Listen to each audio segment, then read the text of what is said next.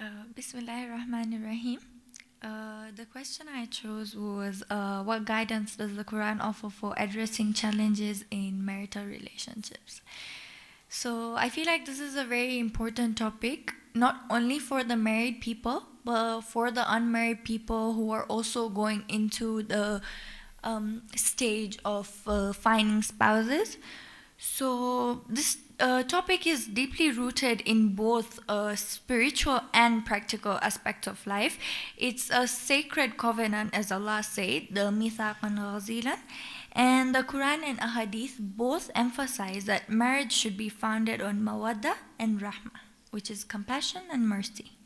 So, but in today's world, of course, it's not easy, and even before, like generally, it's not easy because not every day is a Sunday, and not every day you're going to see rainbows and sunshine. So, of course, sometimes you're gonna get bad days, and sometimes you're gonna get good days. So, I'm going to discuss on how we can address those challenges. So first, we need to understand what kind of challenges do people in marital relationships get. So some of them could be lack of communication. So obviously, when you don't communicate your problems, you don't share with each other, you don't know what is going on in each other's mind or heart. So sometimes these can create conflicts between you, and also financial pressure. Sometimes, people have maybe expectations from each other based on finances. So sometimes that can also be an issue, and also ego and anger.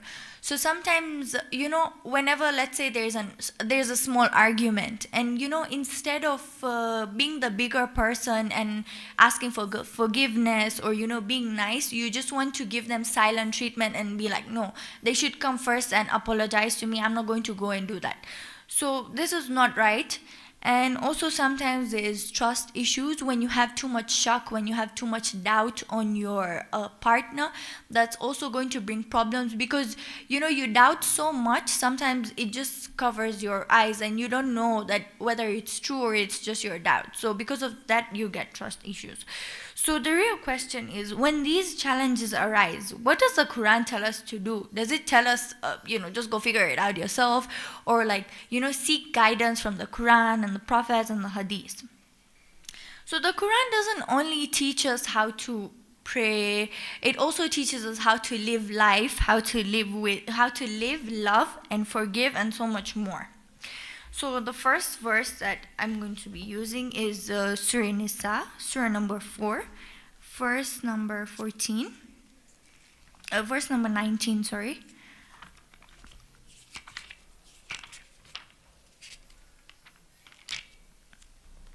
So it says, O you who have faith, it is not lawful for you to inherit women forcibly, and do not press them to take away part of what you have given them, unless they commit a gross indecency. Consort them in an honorable manner, and should you dislike them, maybe you dislike something, while Allah invests it with an abundant good. So for the translation that I was using, it says that, and live with them in kindness. So consort with them in an honorable manner. That's what it's trying to tell us. So this was revealed when women before had almost no rights. So the Quran elevated their status by commanding men to live with kindness, fairness, and respect. In Tafsir and Ayatollah Makarim Shirazi explains that Ma'ruf means kindness in words, fairness in spending, patience in anger, and empathy in feeling. And the Holy Prophet also said that the best among you are those who are best to their wives. So even if there is a disagreement, you should be gentle. You should try to understand. You should try and be the bigger person and forgive. Because of course, when you make a mistake, Allah forgives you. So you just need to mirror that attribute, and you should also try to forgive when someone hurts you. And the next verse that I'll be using is Surah Baqarah, verse 187.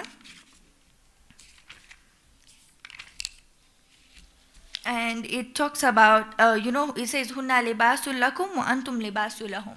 So, from the word libas, it's like a cloth or like a covering. That's what I understand. So what it's saying over here is that you should be a covering for them, and they should be a covering for you. So, it protects you. Like, for example, sometimes, let's say, for example, when a husband and a wife have a fight, so you shouldn't go and tell other people your problems, like maybe your friends or someone. So maybe you're going to just be like, oh, he did this or she did this, and all that, because you're not covering them. You're just removing all their flaws in front of other people, which is not good. So instead of doing that, you should just try and sit down yourself and try to speak to them and communicate, which is like the very most important thing over here. You should try and communicate with them instead of going outside to other people, because you never know, like when you go and tell someone else, they'll go and tell your stuff to other people, or maybe they'll judge you, or maybe they might not even give you proper advice. Like, for example, you go tell someone that, this fight happened between me and my partner, and they'll just be like, oh, they're not good, maybe you should just leave them, or they're not good. So they'll just try to put, like, they'll try to whisper in your ear and tell you, like, the bad things and the negative things. But when you communicate, you'll just realize that, okay, maybe this issue wasn't as big as we made it seem. So the other surah that I'll be using is Surah Furqan, surah number 25, verse 74. And over here it says that, and those who say, our Lord, grant us comfort in our spouses and descendants, and make us imams of the God-way. So over here it's saying that we're like telling Allah that grant us from among our spouses and offsprings comfort to our eyes. So kurata ayun. And obviously when you want to marry someone, you want to be peaceful with them. You don't want to always be fighting and bickering the whole time. You want them, you want that maybe when your partner comes back home, or when you see them after a long time, you want to feel peace, and you want to feel happy. You don't want to be like, oh my God, why is this person here now? What do they want now? It doesn't have to be like that. So this is basically like a dua for family happiness. Maybe you can use it as a dua, because it also talks about the offspring. And it teaches us that real joy doesn't come from money or from looks. It comes from faith and spiritual peace. Because like sometimes some people have such very like funny expectations, like, okay, I want my wife to cook like a 5-star chef, or like I want her to always clean the house. When I come back, I need like food to be ready. I want to have like a 5-course meal every day. You need to have realistic expectations. And even for like the ladies, sometimes they're like, oh, okay, like I want him to be as tall as a pillar, or like something like that. So you need to have realistic, financial security is there. It's one of the reasons, of course, that you would like to get married, because you want to know that you're going to be stable in life. But you don't have to have such expectations that are like mind blowing. And in Qiml Akhlaq it says that, O youths, whoever among you can marry should do so, because marriage protects your eyes and privacy. So this is one of the reasons why also marriage is encouraged, because when you're not married, shaitan is just whispering in your ears, you're going to get waswasa, that maybe you'll be pushed to do the haram, which you can do when you get married. So you don't have to stay unmarried, because of course then there's a higher chance that shaitan disturbs you and you're going to do haram. And also in Wasailul Shaykh, Imam Bakir says that 2 rakat of a married person is better than 70 rakats of an unmarried one. So this shows like how much blessings we get, like if you get married. And then in Surah Nisa, Surah number 4, verse 21, Allah says, so this is where Allah is talking about the sacred covenant, the Mithaq and Ghazilan.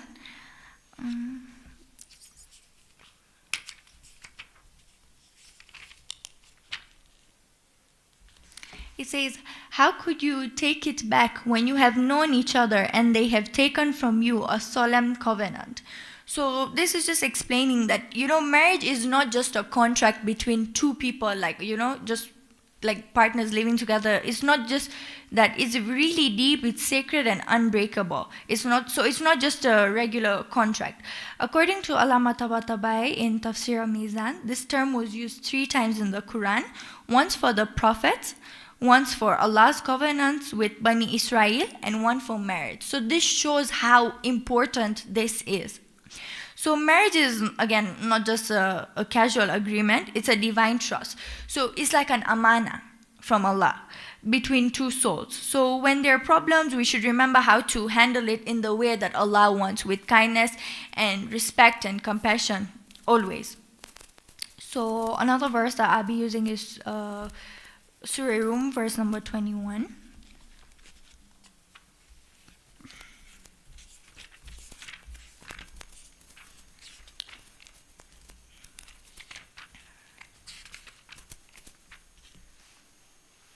So here it says that, and of his signs is that he created for you mates from your own selves, that you may take comfort in them. And he ordained affection and mercy on you. There are indeed signs in that for people who reflect. So over here he's trying to tell us that he has created for us spouses, those who are from among us, so that we may find tranquility in them. And he placed between us love and mercy. So Allah calls marriage one of his signs, which is like a really important thing here. And also, it's not just about, again, it's not about just 2 people living together and sharing responsibilities. It's about 2 souls finding sukoon through each other. You know, again, in the previous verses, I say that you want them to be like the coolness of your eyes, the Qurrat Ayun, like that. So in Tafsir Ibn Kathir and Tafsir Mizan, both scholars say that true tranquility comes only when Allah is the center of the relationship, and not when you know, there's something else in the center of your relationship. It's supposed to be Allah only. Because of course the main goal at the end of the day is to get closer to Allah and to become the best servants of Allah. And you know, like many people say, and I think even the Prophet or one of the hadith say that like marriage is like completing half of your deen. So the whole point of getting married is so that both of you can get together and get closer to Allah. So the next verse is Surah Nisa, verse number 35. So it says, appoint, and so this is when, like, when you get issues in your marriage, for example, you know, some issues that are not able to solve, like not just small arguments, but really big fights. So this is, it says that appoint an arbiter from his people and an arbiter from hers. So it's telling us that like you need to have a witness from the one side and the other side, so that you can counsel together. So you know, because if there's only one person, you know, you're not going to know both sides of the story. So you're supposed to have 2 people who can give both their points. So Islam like literally gave us counseling 1,400 years ago on this. So even now, it's a really good thing that we have this spouse selection, so we can understand what kind of qualities we're looking for in our spouse. I like understanding, compassion, you know, someone who shares the same values as you, someone who can support you, someone who doesn't put you down.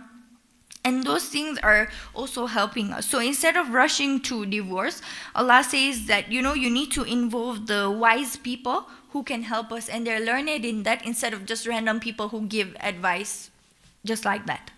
So let me just open this.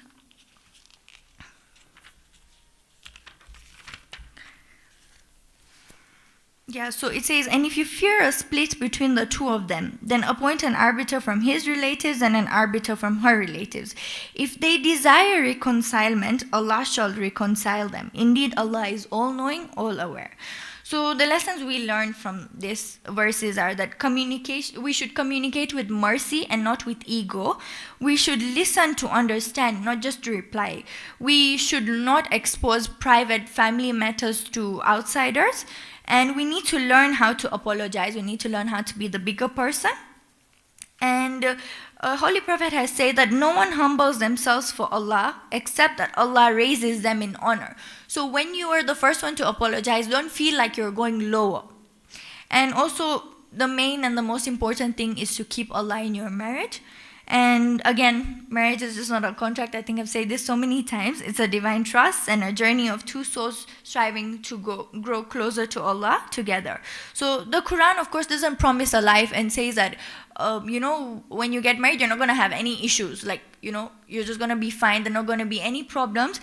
But it helps us overcome these issues because that's how humans are. We're not perfect. So, of course, we're going to have problems in something or the other. That's why the Quran over here is going to help us overcome these problems.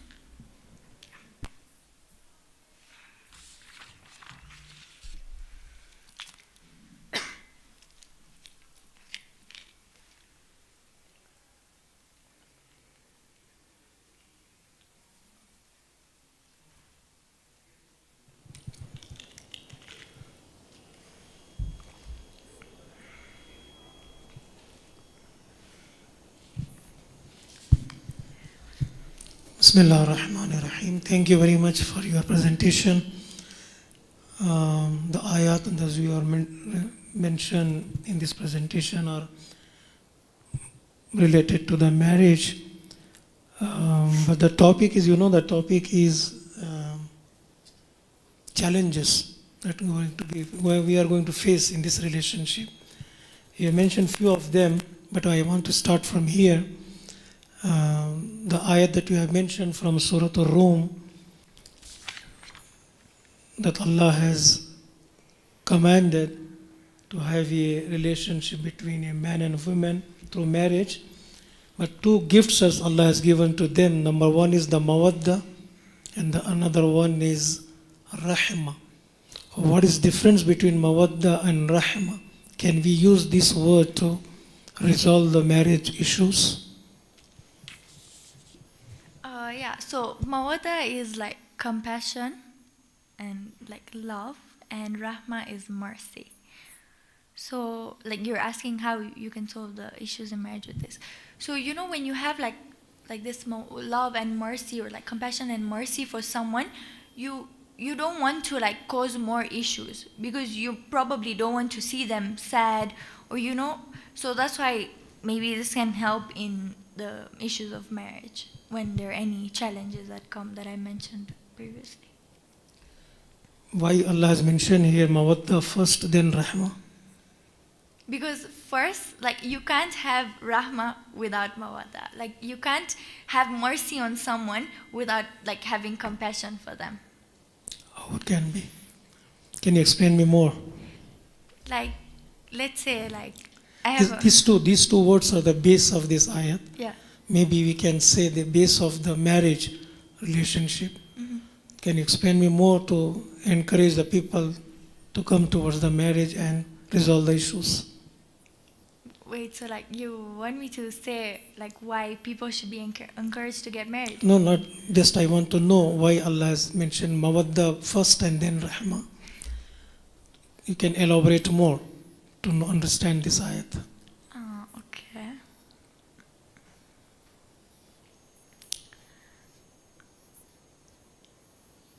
So mawadda is like when you love someone, and when you love someone, automatically you feel merciful.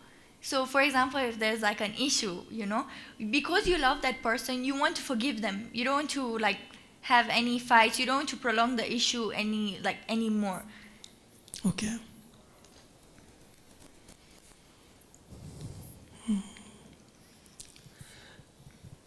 Then you have mentioned about the relationship between husband and wife is like hunna libasun lakum wa antum libasun lahunna.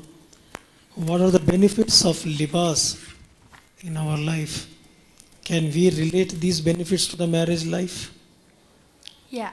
So obviously, like your clothes are covering you. They help you from the cold. So, like stuff like that. So even in marriage, Can you think more benefits of the clothing? They keep you warm. They keep you protected. They Okay. cover you.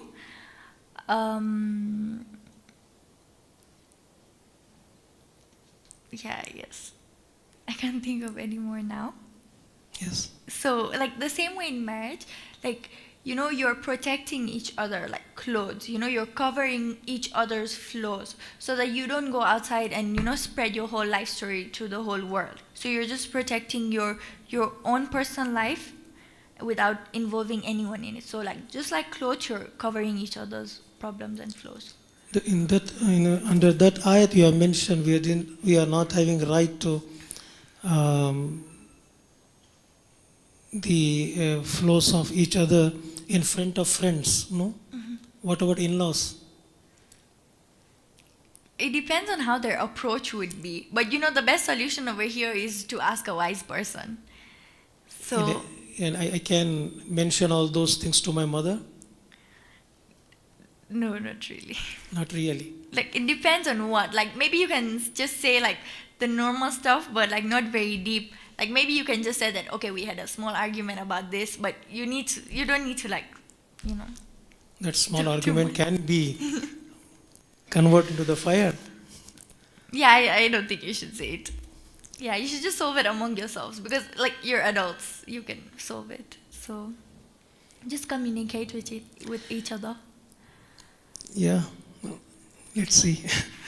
At the end, I think you have mentioned that this relationship will help us to make ourselves close to Allah Ta'ala. How come we become the close to Allah Ta'ala after marriage? People are planning after marriage to go to the Switzerland. But you are mentioning this relationship will help you to become more closer to Allah. Can you have any ways to become close to Allah, or how this relationship will help us to become more closer to Allah? Okay, so first marriage is going to help you like avoid sins. So that's a good thing. So instead of doing sins, you're just not going to do them. And then again, of course, when you're looking for a spouse, you want to look for someone who pushes you to be better, and you can also push them to be better. So even if you go like wherever you go, you're still going to push each other like, okay, it's a mass time, let's pray, or maybe let's recite this dua on this day or something like that. So you can just push each other to be better. It's not that like traveling or anything is wrong, but as long as you don't leave your faith back home, that's okay. Any example that you can give for this closeness to Allah Ta'ala? Like from the Quran? Yes, Quran or Hadith. Examples of like how you can grow closer together. Yes.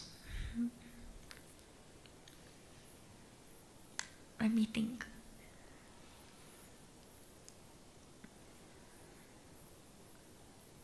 Okay, so like the story of Prophet Muhammad and Bibi Khadija, like when they got married, they were both striving to help the Muslims. Like Bibi Khadija was giving her wealth, and they were both helping to also spread the message of Islam. And also Bibi Fatima and Imam Ali, she would go with him, and when they would go and knock on the doors, so she was there with him.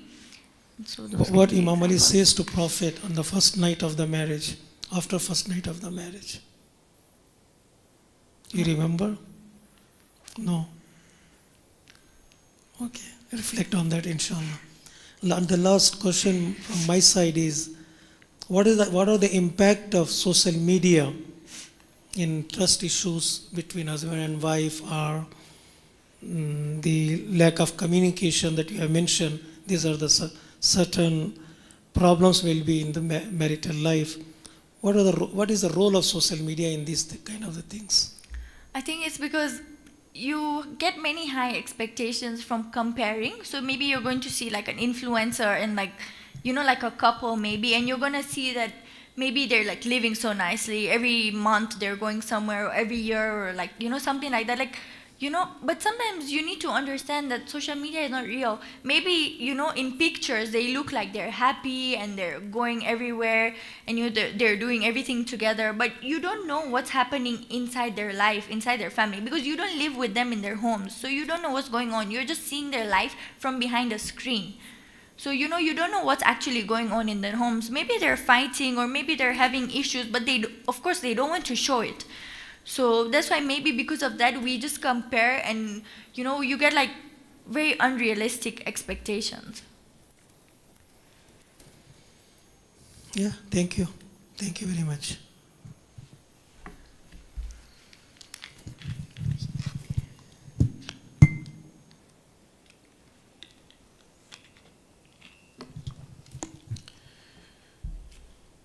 Ahsantum for the comprehensive covering of the issue of marriage from the Quranic perspective. So you enlightened us about some of the causes of the problems that can arise, and then you gave us some solutions based on the verses of the Quran.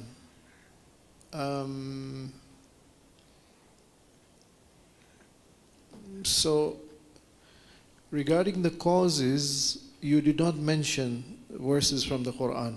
So you said the causes of marital problems could be lack of communication, financial pressures, anger, suspiciousness. Are there verses in the Quran that warn us that these are problems that arise in marriage? Maybe, but I haven't come across any. I don't have any that speak about the problems. So financial problems you haven't come across any verses in the Quran which say that marriage is connected to finances? Oh, there's this one verse about financial issues. I'm not sure how it goes. Okay. But it says that, I don't know if it's a hadith or a verse, but when you get married, Allah will give barakat in your life. Okay.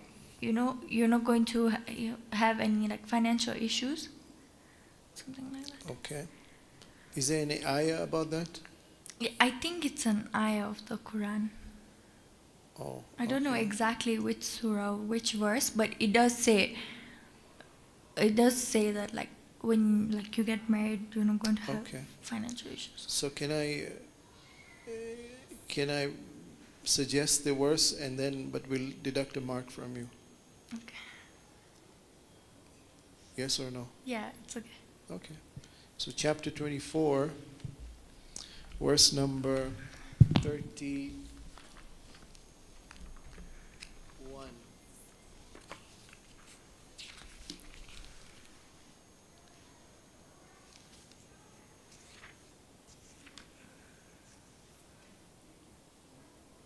Sorry, 32. Chapter 24, Surah Nur, verse number 32. Should I read it? Yes, please. Marry of those who are single among you. The origin is in Arabic, isn't it? Yeah. Please. وأنقه sorry.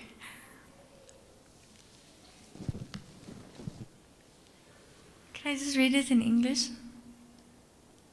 You are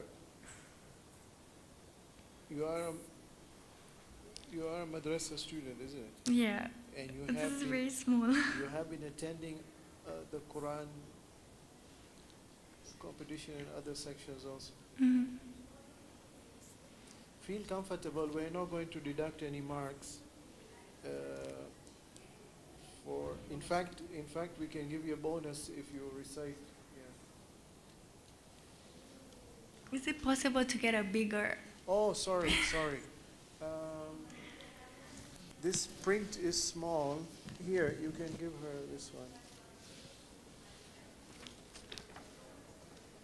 So the English font is bigger and the Arabic is smaller. Yeah. You better arrange for another Quran on the table.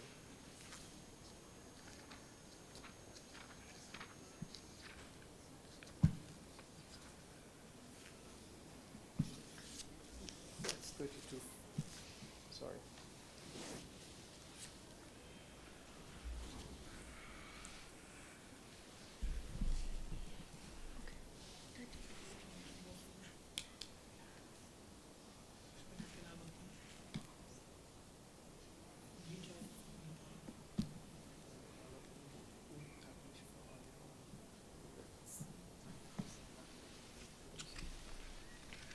Bismillahirrahmanirrahim. وأنكحوا الأيام منكم والصالحين من عبادكم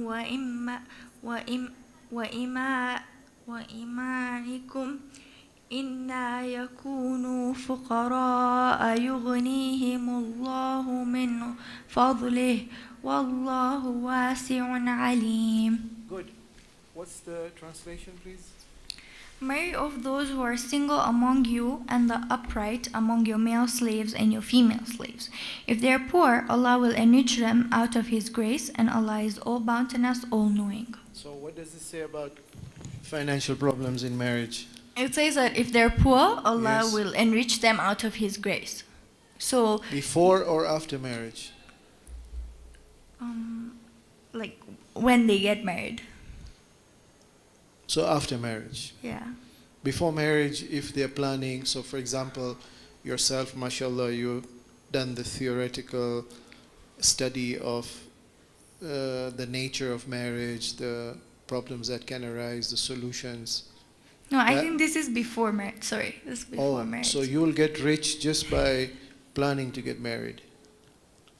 Yeah, because like when you get married, not like in the process, maybe like when you get married, Allah is going to like enrich So you. the richness will come after marriage. I guess. Okay. What is the magic of marriage that brings money? How does marriage make a person richer? What's happening in marriage that is not there before? The person may be studying, unmarried, gets a good job, earns a good salary. After marriage, you have to share the money with your partner. You get poorer. What is this ayah trying to say? So it's trying to assure us that Allah is like, of course, is all bounteous, all knowing. So it's trying to assure us that we need to like trust in Allah. Okay. So it's just saying His attributes here, that like it will happen, but you just need to have like that trust. So what will happen? Is it that some change is going to occur in the spouses which will lead to more money coming in, or no, just merely the fact they obeyed God and they got married and Allah will therefore give them? It's Even- because when you get married, Yes. it's like you're going to have that sense of responsibility, so you're going to be like, okay, maybe What responsibility? that that you have, like for example for the man, he knows that okay, now it's not just me alone, and I need to take care of someone else, so I also need to do my part, and of course maybe like work hard and use your skills. So yeah. Okay.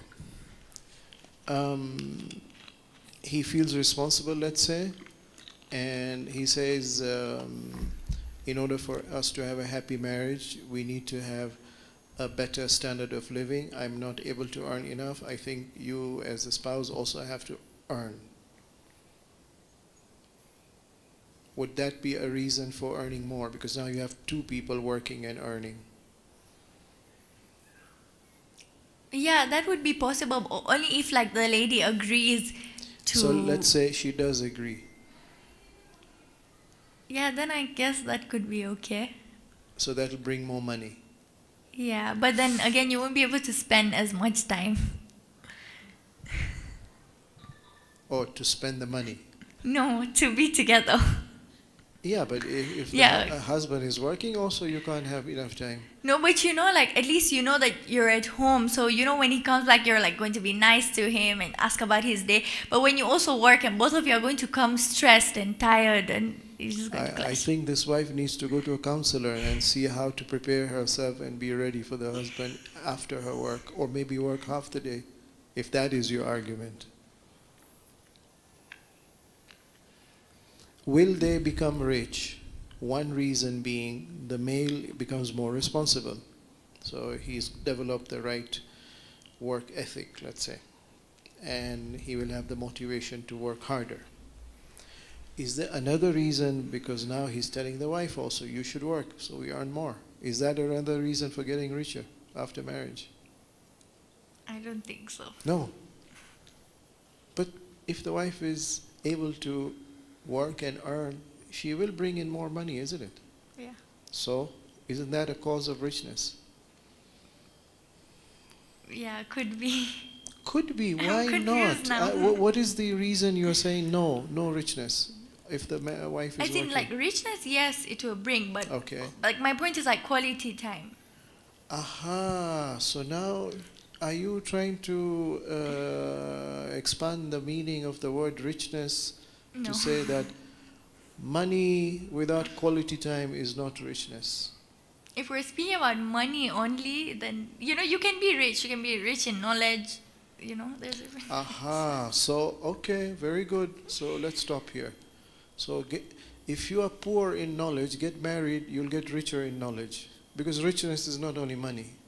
Yeah, you can share knowledge. How does marriage lead a person to go and get more knowledge? To become richer in knowledge? Because that's what Allah says. You're poor, Allah will make you richer. Wait, can you repeat the question? One of the causes that you mentioned for marriage problems is financial pressure. I asked you, is there evidence that you have? You said, I think there's a hadith. And I said, what about the Quran? You said, I don't know. I said, okay, I'll guide you to an ayah. So that's how we came to this ayah. Mm-hmm. This ayah is saying, get married, and in case if you happen to be poor, Allah will make you rich. Or if you are rich, He'll make you richer, depending on how you define poverty relatively. Mm-hmm.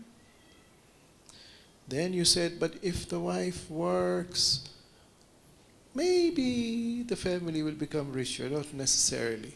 Because then you said richness is not only money, richness can also be in knowledge. So I'm asking, how does marriage make a person get more knowledge? If that's how you're interpreting this ayah. Because they learn new skills. Sorry? 5 minutes. We've just started with marriage. We haven't even... Okay. I don't know, you get knowledge from each other. Okay, we can leave the knowledge you get part. to know each other better. That's the knowledge you're referring to. Sorry? You get knowledge about each other. Yeah, and also skills, you can share skills, so that's also part of knowledge. But in terms of money, then okay, yes, maybe you can get rich if both of them work financially. Okay. The other problem you said marriages can face is ego and anger. Again, do we have any indication about that challenge to a marriage mentioned in the Quran? I need to think.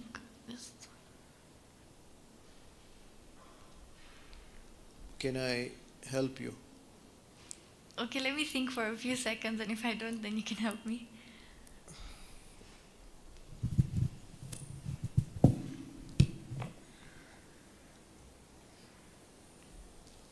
Okay, I can't think of any. Chapter 4, verse number 128.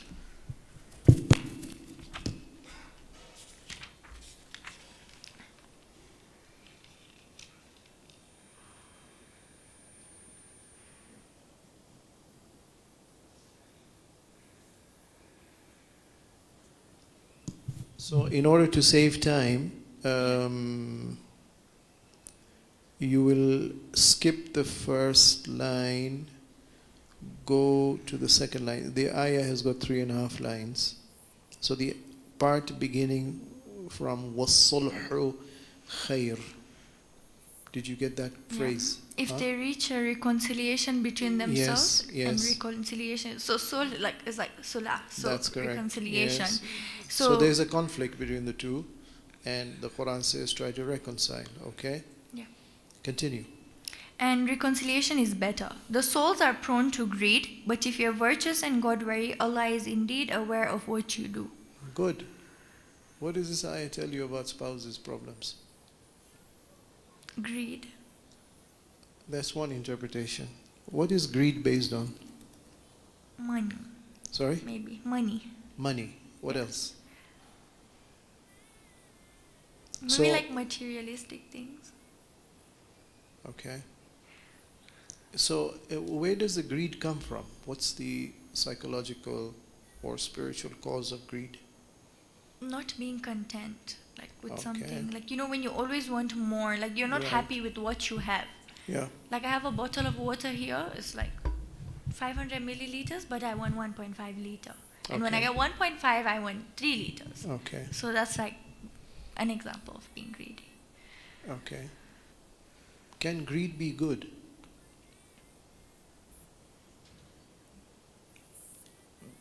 Depending on the context, maybe if you give me an example, I can tell you if it's good or No, not. I'm asking you to give me the context of when greed can become good, if at all. Maybe learning, like Okay, gaining good. knowledge. Depending on what you learn also, isn't Yeah, the right things. it? Okay. Yeah. So in the context of marriage, what is the greed of learning of what? Which is good. I didn't get it. So greed, according to this ayah, is good or bad? Bad. Bad. Yeah. So that is the one causing the problem in the marriage. But I'm asking, can there be a good type of greed? And you said, all right, for example, the greed for learning something good. I'll stop that. I won't continue that discussion. What's the solution being presented in this ayah for greed as a cause of a problem in marriage?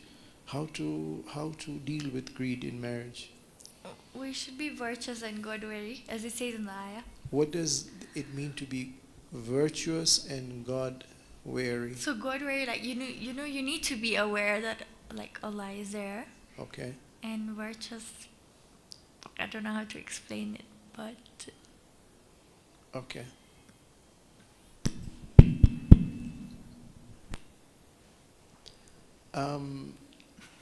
Another cause you mentioned is the issue of trust. yeah. Do you think there's an ayah in the Quran which talks about distrust or mistrust or suspiciousness between spouses as a cause of the problems in marriage? Okay, so there's one ayah that in Surah Nas talks about like the Surah- shaitan whispering. which? Surah Aha. Nas Okay, speaks okay. about the whispering that shaitan whispers in your ears. So Okay. it's not exactly talking about trust issues Yeah. in itself, like as a whole word, but it does like say that shaitan whispers. So of course, because of that, then you start thinking of. Okay. Yeah. So it depends what shaitan will decide to whisper. It could be to induce suspicion, but it could be other waswasas. Specifically for suspicion, is there any in the ayah?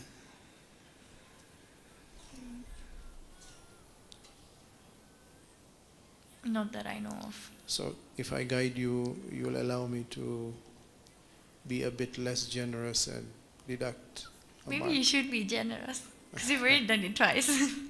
This is not the context for it. Chapter 49, that's Surah Hujurat.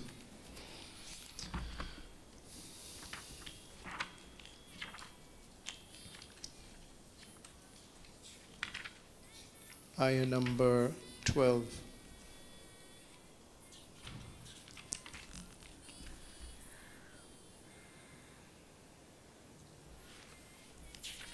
Yeah. O you who have faith, avoid much suspicion. Indeed, some suspicions are sins, and Stop. do not. So what do you get from that? Indeed, some suspicions are sin. So some suspicions are not sinful. They could be genuine. but yet- avoid too much. But yet, Allah says avoid. Yeah. So how do I distinguish between healthy suspicion and sinful suspicion? Because this, you said it could be a cause of marriage problems.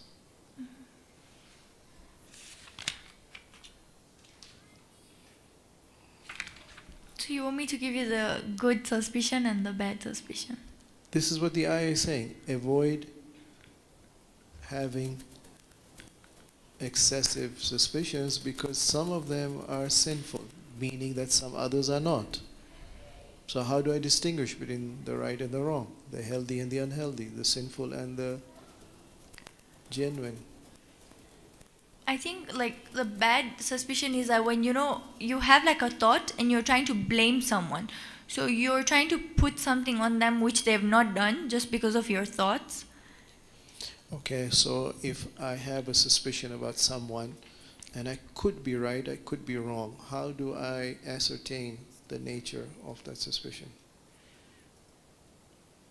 Like the only way to know what's true is to like go and ask the person. You can't just. You ask the person and he says, I'm innocent. You're just being negative and cynical about me. What next step do you take? Then you believe him, and You believe in him, okay? What is the solution being presented by the Quran in this ayah? And be wary of Allah. Indeed, Allah is all clement, all merciful. So be wary of Allah, meaning what? In this context of suspicion. Like know that Allah is watching you. So don't try to push it, the suspicion, and try to. Right, so avoid this sinful suspicion. Okay, good. So the ayah should then have said, be God wary, because God is all watching. But yet the ayah ends by saying something else. Indeed, Allah is all clement, all merciful. What does it mean to be all clement when I have a problem of suspicion? So like you should just like leave it and just maybe ask for forgiveness. Maybe Allah will forgive you. You ask for forgiveness for yourself for Both. having the wrong suspicion, or you should ask for forgiveness for the spouse on whom you made a false accusation. For both. Like more on yourself because you're like the one who is thinking the wrong things, but also for them. So you physically go and tell the spouse, I'm sorry. Yeah. Okay.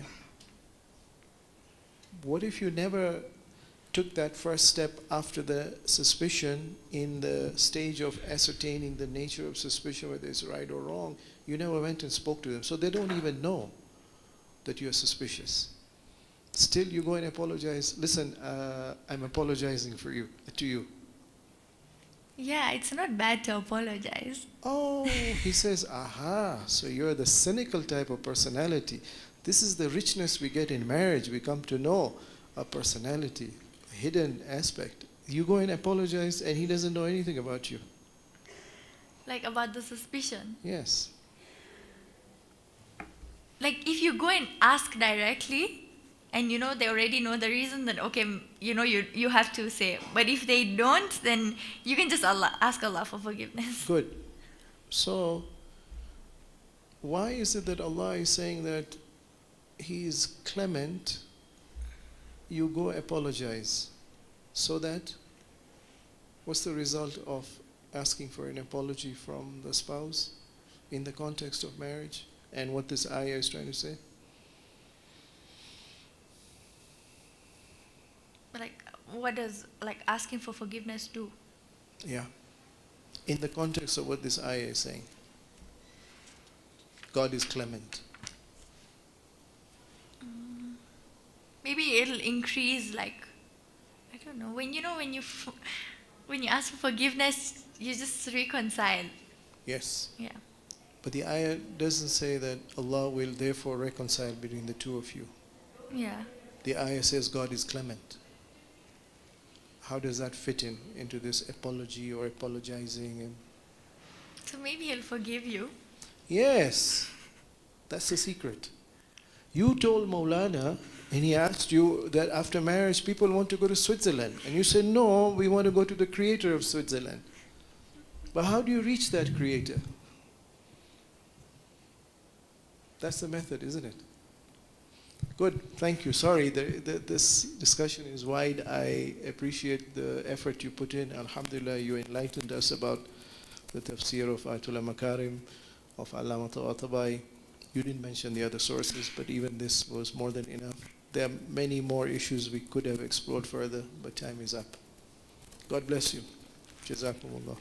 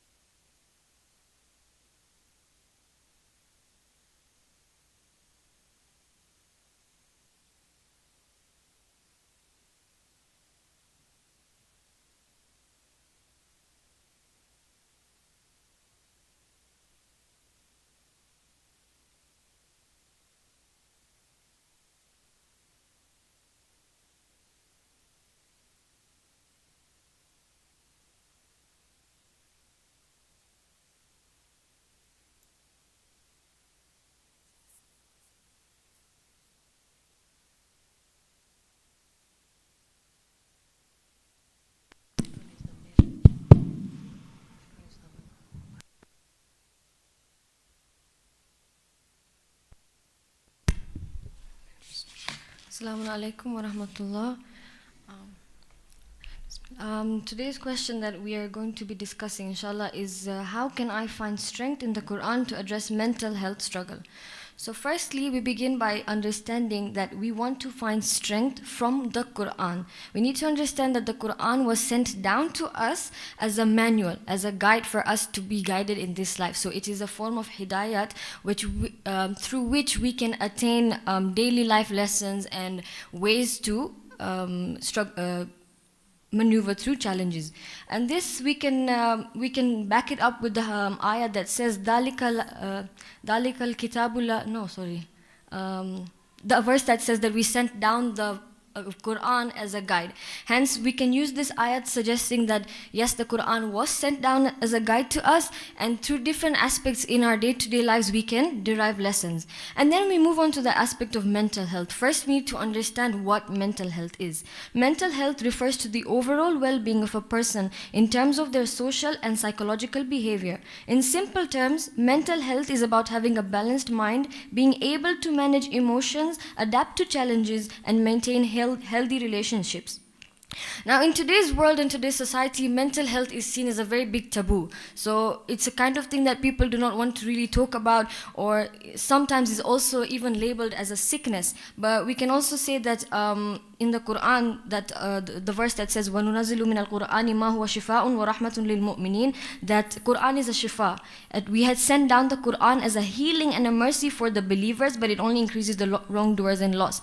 So if a person would take the perspective that the Quran is like a guide and a shifa for them, then they are able to derive lessons and are able to guide themselves out of these problems. Another thing is that, okay, fine, someone may be struggling through mental health. Everyone in this world has their own tests. We've all been sent down to be tested in different ways. The purpose of our creation was to go through imtihan, and Allah subhanahu wa ta'ala also says in the Quran that He has created us.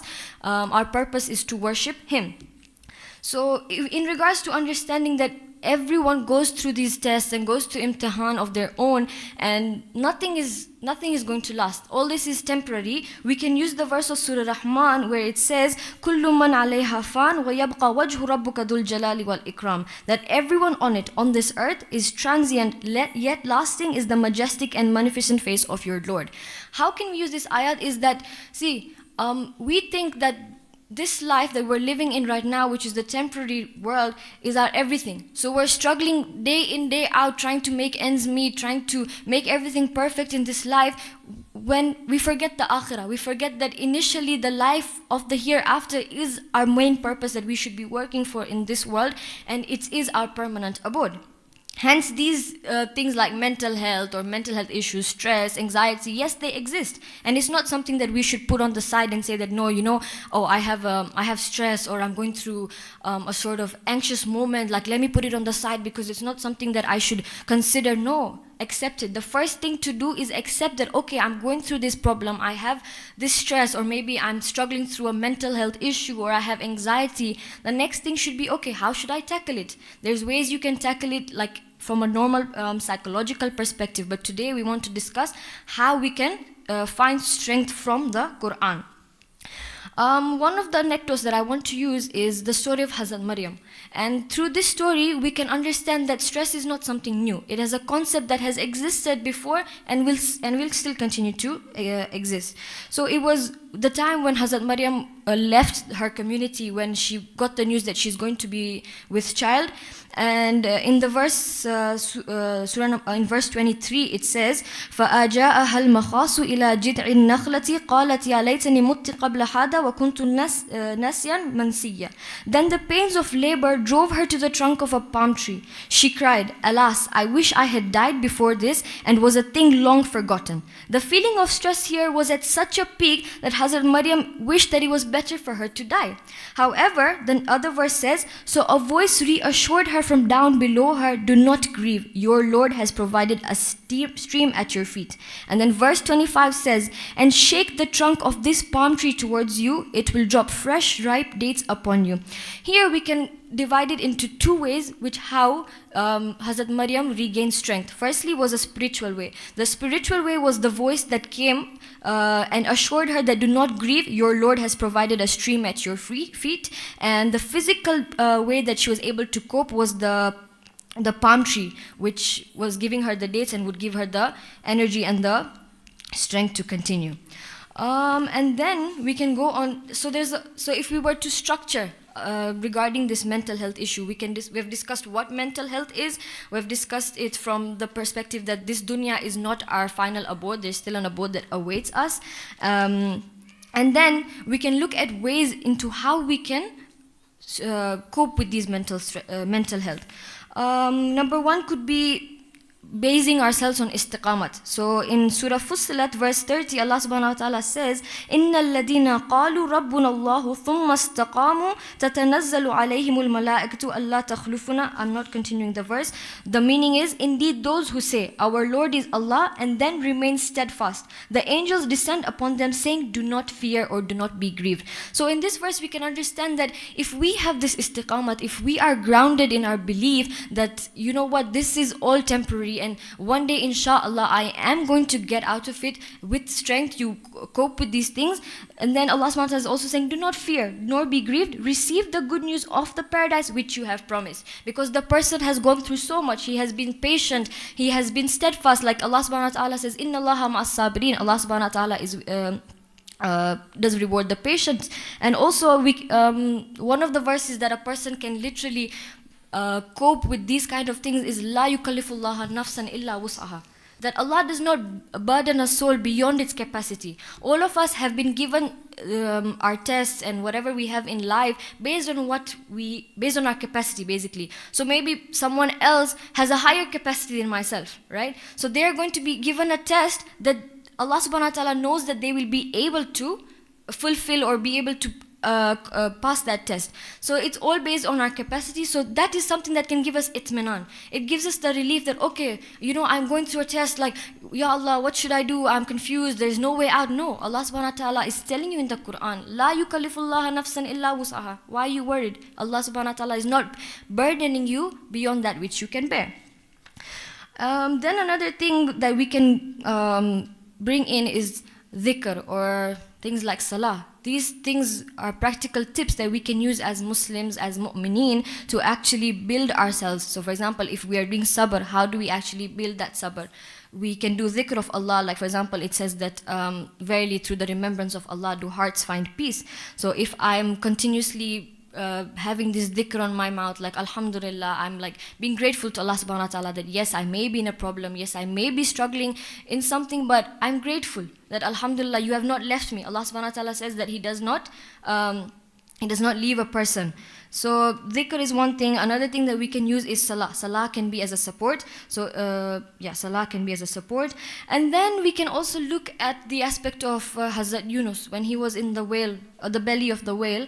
And this dua is known as a dua that can be used when someone is going through anxiety, where it says, La ilaha illa anta subhanaka inni kuntu minad dhalimin. That there is no deity except you, glory be to you. Indeed, I have been among the wrongdoers. Like we said in the beginning, that one person should accept that, okay, I'm going through this issue. Do not put it on the side that, no, you know what, I'm going to ignore this. Accept it that you are going through an issue, accept it that it is a problem, but build yourself, do sabr, build your resilience, and come out of it. Since we are on the topic of sabr, the Holy Prophet Muhammad says, patience is of three kinds. Patience at the time of calamity, patience in obedience to Allah, and patience in refraining from sin.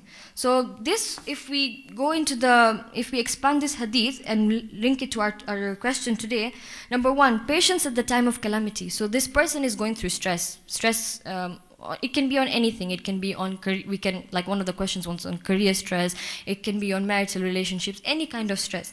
So when that person is going through that thing, how patient is that person? Would that person be like, oh no, why am I the only person being tested? Why are such tests coming to me? Why is it that I'm so stressed? Why is it that everyone's living life? No. That itself, that you doing sabr is like a test. Like during your calamity, be patient.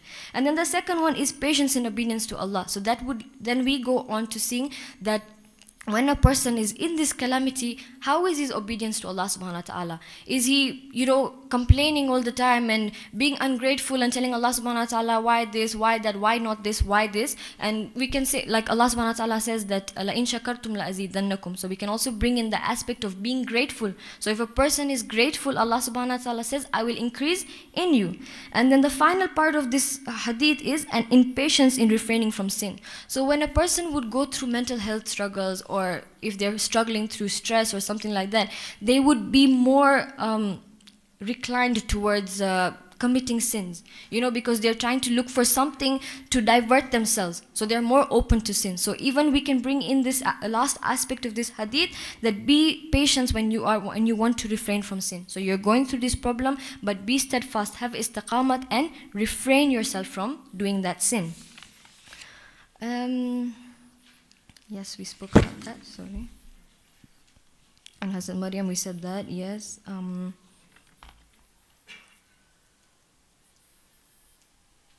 I think that's it.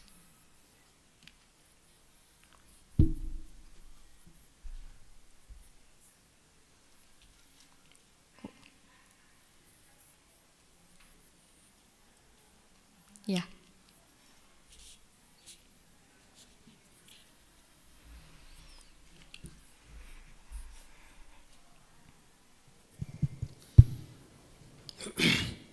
Thank you very much for your presentations.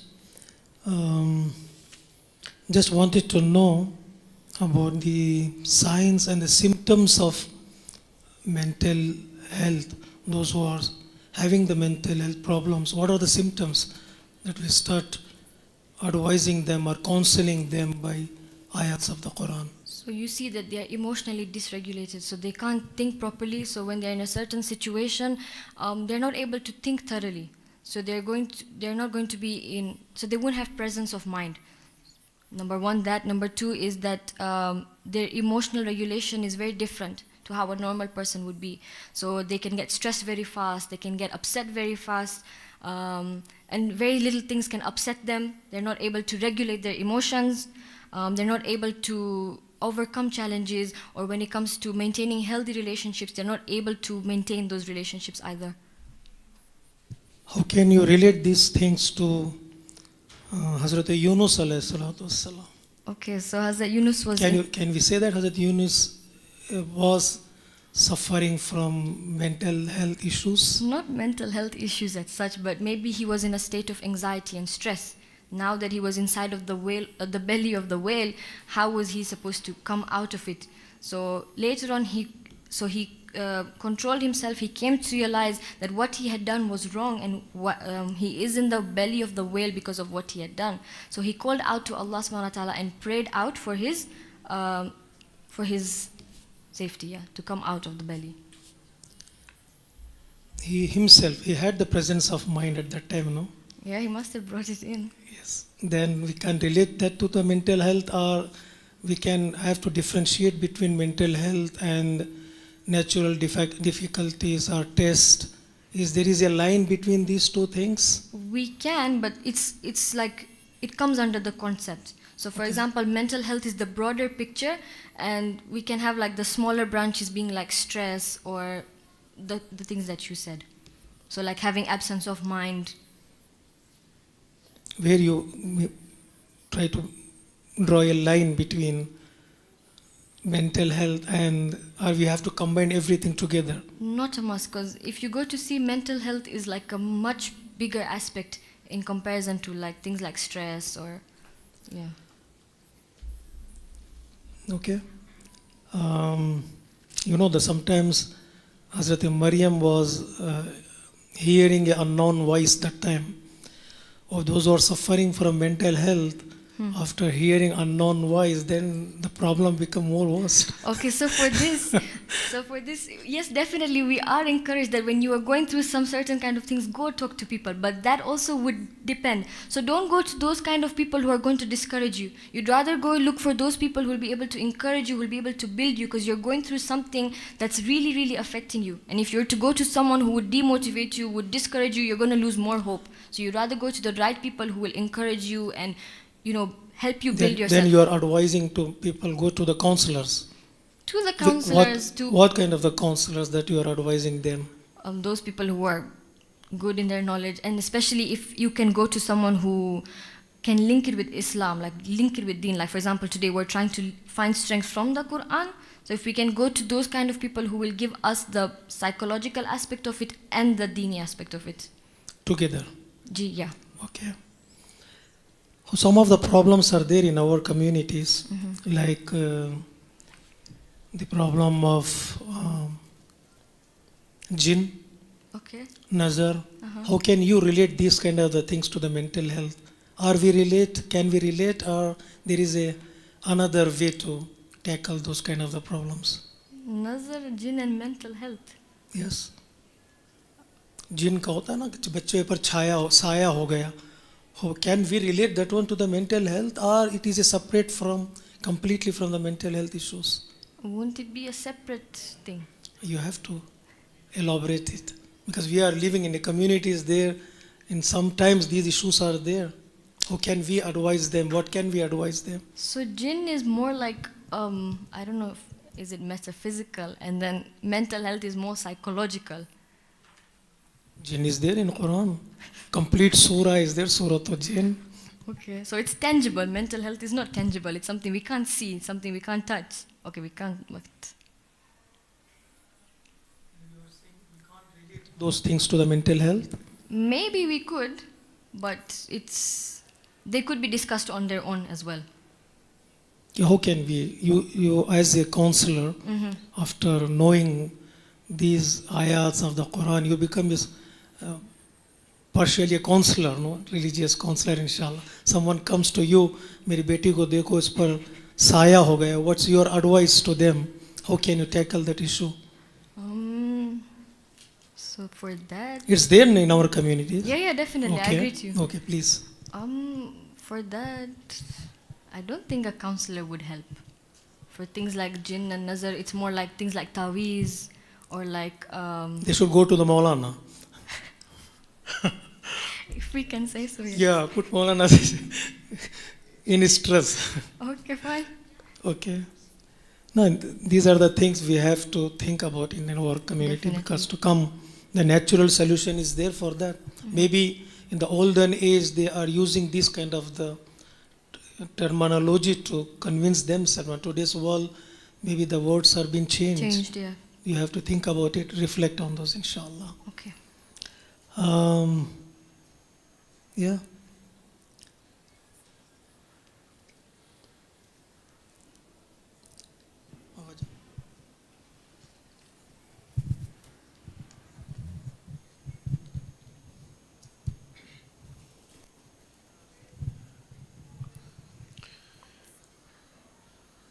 Alhamdulillah, you presented a good overview from the Quranic perspective of the solutions to the mental health challenges that some people will face.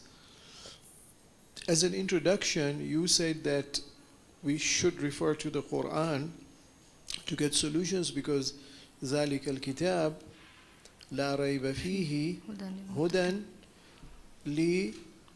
للمبتلين. Mubtalin is those who have bala. No. It's hudan lil Muttaqin. muttaqin.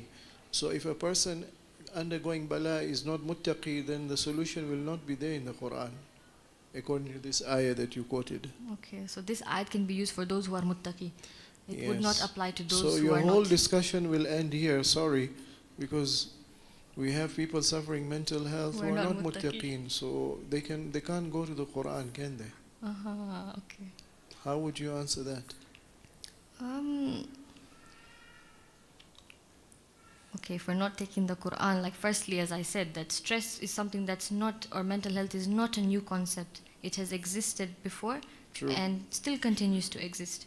So if you want to try and explain it to someone who is not a muttaqi, you would be able to maybe use anecdotes. So like the story of Hazrat Maryam, Hazrat Yunus, because if you are taking someone who is not a Muslim, for example, so they do believe in like Prophet Yunus, so there's Jonas and there's Hazrat Maryam, like Mary, whom they believe in. So we can use those to help those people who are not muttaqi or maybe not Muslim.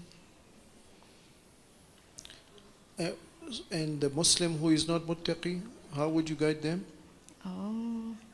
You talk to them that this that you're going through right now is a test, and understand that this world is not your final abode. There's much more than what you are seeing here. You believe that, okay, this is the world that I have to strive for, I need to get all my things in here, but in reality there's something bigger waiting for you. There's a bigger picture waiting for you. So don't confine yourself into these little matters. Okay, so what you're telling that person is, sorry, you're in stress. I think you continue in stress and you die with stress, because after all, life is temporary here. No problem, just continue with your stress. Is that the message you're No, trying of to give? course not. No, but that's what you're saying. You quoted this ayah from Surah Mubarak Rahman, which say that كل kullu من عليها فان. man alayha, not ma alayha fan. What's the distinction between the two? Kullu man alayha fan versus kullu ma alayha fan. Everything, everyone. Yeah, so you're telling the person in stress, don't worry, everyone is going to die, so you'll also die with your stress, no problem. You didn't tell her that everything will disappear, it's just temporary. You're saying, no, you will also die, don't worry, so continue with your stress, it's just temporary. Okay, no, of course. That will How- increase their stress more. Exactly. So how should we interpret this ayah to her, to the victim of stress, in order not to get more stressed? Maybe use the last part of the ayah that says that Dhul Jalali wal Ikram, that Allah subhanahu wa ta'ala is the majestic and the magnificent. So how will that help her overcome the stress? Seeing that we are much smaller than Allah subhanahu wa ta'ala, like all the Okay, power lies. So refer her to God, and that God has the power to solve your problems. Yes. That's the implication. Okay. That could be one All right. implication. So that comes back to what you later told us about zikr. Okay. You also said that everybody is going to be tested. Yes. Are you implying that stress is something that God puts on a person, or no, stress can be self-inflicted? There can be different ways to explain stress. Okay. So some of it, when you're going through that problem, you think back, you look and reflect that, am I in this problem that I am in right now because it's my own fault? Or am I in this problem like, okay, because it was out of my hand. So I did what I could. So I put in my efforts, I did my best, and now I'm in this effort. Now, inshallah, I leave it into the hands of Allah. And He will guide me and show me a way out. So that will be a first step to educate the stressed person, that is it because of their own failure that they are suffering the consequences, or is it that they have done the right things yet they are in a stressful situation? Okay, very important. Is there an ayah in the Quran which tells us to distinguish these two states? Don't remember. I'm not sure about that. I can help you. And then deduct my marks. Yes. That's okay. So will that increase your stress? It's okay, don't worry. Surah Mubarak Shura, chapter 42, ayah number 30.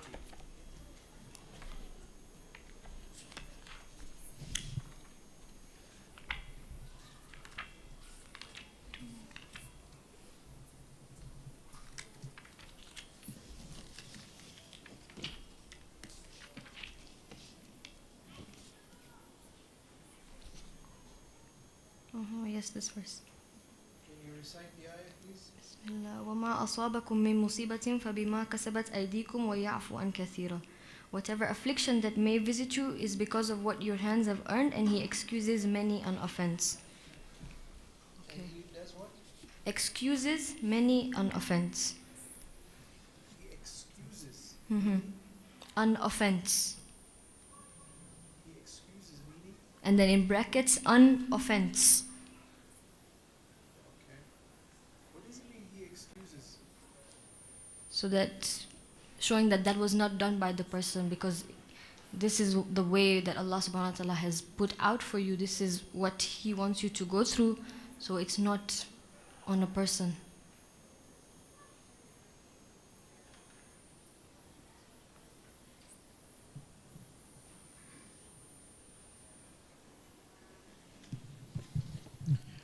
So, if we accept this, that there are certain causes of stress which are self-inflicted, and specifically the ayah says, فَبِمَا كَسَبَتْ أَيْدِيكُمْ, what your own hands have earned.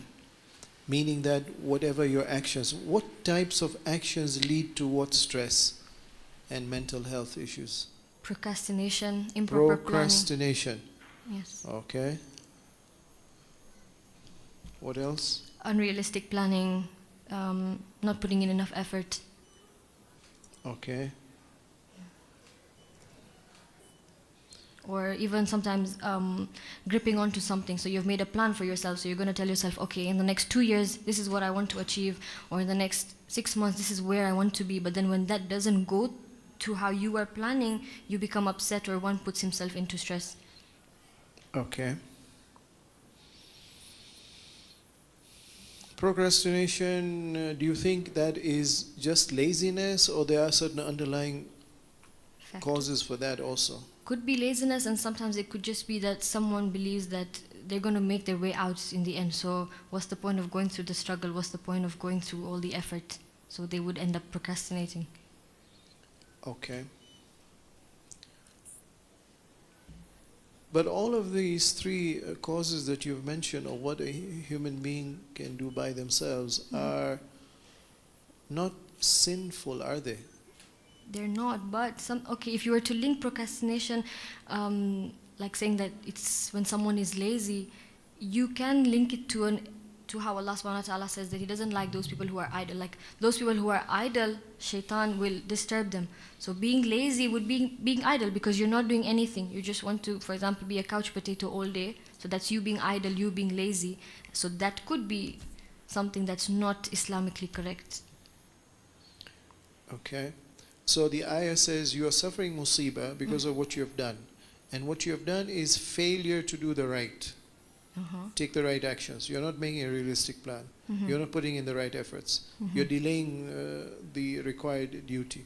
What about sinfulness? Does this ayah cover sinfulness also? The musibah you're suffering is because of the sins you commit. We could say that that's a possibility, because sometimes when, like... Wait a minute, before Yeah. you say, could be, yeah, but you have to produce the supporting evidence for that interpretation.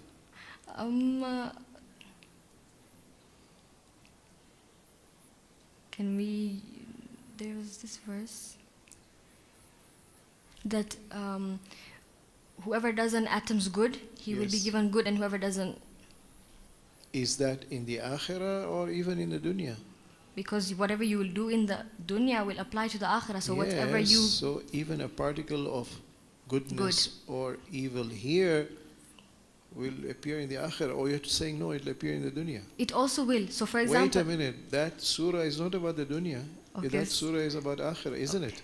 Why am I wrong? No, you're right. But So you're Okay, putting quoting, that you're aside- quoting another ayah for another message. You could be right, but that's not the ayah to use. okay. Where is the indication in that ayah that it is about akhirah and not about dunya? Whoever does an atom's good, whoever doesn't, he will be rewarded. I don't remember the exact Okay. translation of it. Okay, so the question is, this ayah, can it also mean you'll get musibah because of what you did, even the sins that you do? You're saying, yeah, it could cover the sins. Where is the evidence for that? Whatever affliction is because of what your hands have earned. Yeah. So whatever yeah. affliction that occurs to you is because of what you have done. So because you But may have all the done... examples you have given me are all not sinful acts, apparently. But there could be some sinful acts that you are doing, and you have landed in this situation because of those sinful acts. Can you read the ayah, the last part of the ayah carefully? Whatever affliction that may visit you is because of what your hands have earned, and He excuses many an offense. So it does cover sinfulness, isn't it? Yes. So whatever we do, we see the consequences here. Is it possible to say then stress is always self-inflicted based on this ayah?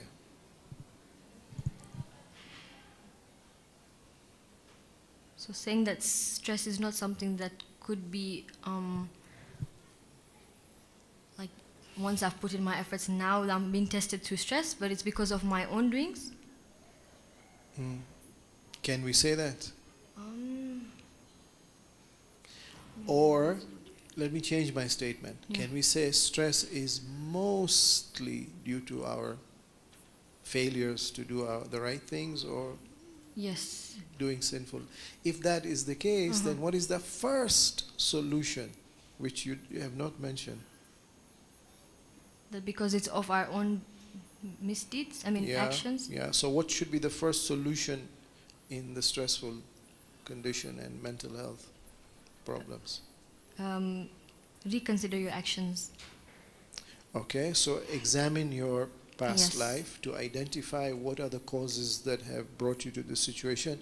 Next, now that you've known, sometimes you may be able to find out, sometimes you may not, depending on how intelligent and educated you are to identify the causes.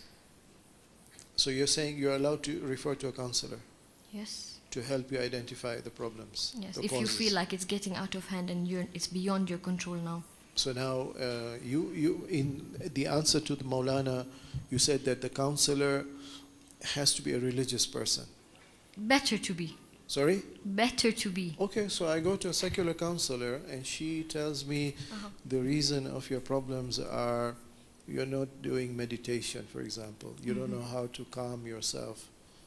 Purely secular causes. But They're not going to mindfulness. tell me that it is certain sinful behaviors that are leading to this stressful condition. Okay, understood. But in that, like for example, meditation also, mindfulness is also spoken about in the Quran. Oh, Yes. is it? Yeah. Om Shanti Om. Which ayah says that? Not that, but there was a verse that I had read that speaks about a person like being mindful of what they do. Which ayah is that? I don't remember the reference. Hey. Okay. But I just remember skimming through it. Right. So you're saying better to go to a religious counselor. But this ayah says mostly the stress that you suffer is because of Your own actions. misdeeds, yes. So a secular counsel can only highlight certain causes of your problems, not all of them. Which is like going to a doctor and he's a specialist or she's a specialist in one part of your body and they're going to only give you the medicine for that part, yet your problems could be because of Somewhere else. multiple organs suffering different levels and stages of disease. So you're only going to solve partly your mental health problem. Okay, so step one, go and identify the causes of your problem. Step two, okay, now I've identified where I've been failing or where I have been sinful. Step three, Take what do action. I do now? What is the action? Amal. Sorry? Amal. No. Which action? Istighfar. Sorry? Istighfar. Yes, I didn't see that in your list of solutions. Oh, How come you skipped it? I might not have mentioned it. So what is istighfar? A person can sit on the musalla 100 times, astaghfirullah, but the mental stress is still there. No, because they're not doing it with that pure intention. So And explain to us, what is a proper istighfar Yes. which will help the mental health struggling person Yeah. partly overcome their problem? So once you've identified that you have the problem, then you Yes. say you want to change yourself. Yes. So once a person makes that intention, so niyat is very important over here. Okay. A person has to be sincere in their istighfar, Okay. knowing that they have this problem, they want to Yes. change it, and they won't do it again. So they won't do it again. Yes. Okay.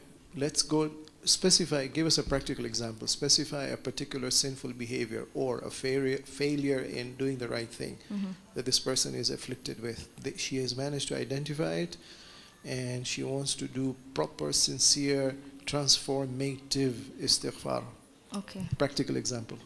Give me a specific problem. I'm going to try. I don't know if it will work.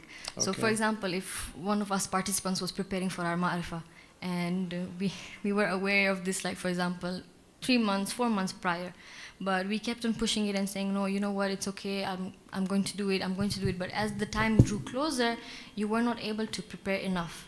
Then a person realizes that they did not prepare well, they did not prepare enough, and they want to change this for the next competition, inshallah. So they're going to realize, they're going to, I don't know if istighfar would work on it, but I'm just trying to give a practical example. So then they're going to change it and say that, no, inshallah, next year I'm going to work harder and I'm going to make this intention that I'm going to start from before so that I avoid procrastinating. So in the dua of Qiml, we say, Allahumma ghfir li al-dhunub allati, which dhanb is going to apply to this situation that you're describing? Which is them? Like, Dhunub, there are Uh-huh. different types of dhunub. Imam alayhi salam says each sinful act has a specific effect. You have described one problem. yes. We are looking for the istighfar. Imam alayhi salam has already taught us to do istighfar for different types of sins. Is this a sin to delay preparation for the Ma'rifah program? It's not a sin. It's a failure to carry out your commitment. Yes. Okay. Uh-huh. Okay. So the person is going to do istighfar and improve preparation for the next one. Mm-hmm. What is she going to say? Astaghfirullah meaning what? Astaghfirullah min which dhanb? So then maybe if, okay, let's put this aside, we can take the example of someone who delays their salah. Okay. So Delay salah till akhir al-waqt, or delay salah till becomes qada, or delay salah and not pray for a few days? Which type of delay? keep on delaying it, like you don't pray on awwal waqt, you'll say that, oh, it's okay, I still have till like 4, I'm Is going that to pray. sinful? It is, because we are advised to pray on awwal waqt. Morally sinful or fiqhi sinful? Morally. Morally. Okay. I don't mind, we can discuss that, but let's start from the worst case scenario, which is, let's say the person is delaying till it becomes qaza. Okay, now the person is suffering mental health problems because of this sinful behavior, delay of salah. Okay, take us through the process of istighfar so she can overcome her mental health problem. So a person has been delaying their salah. They've realized that this is not how it's supposed to be.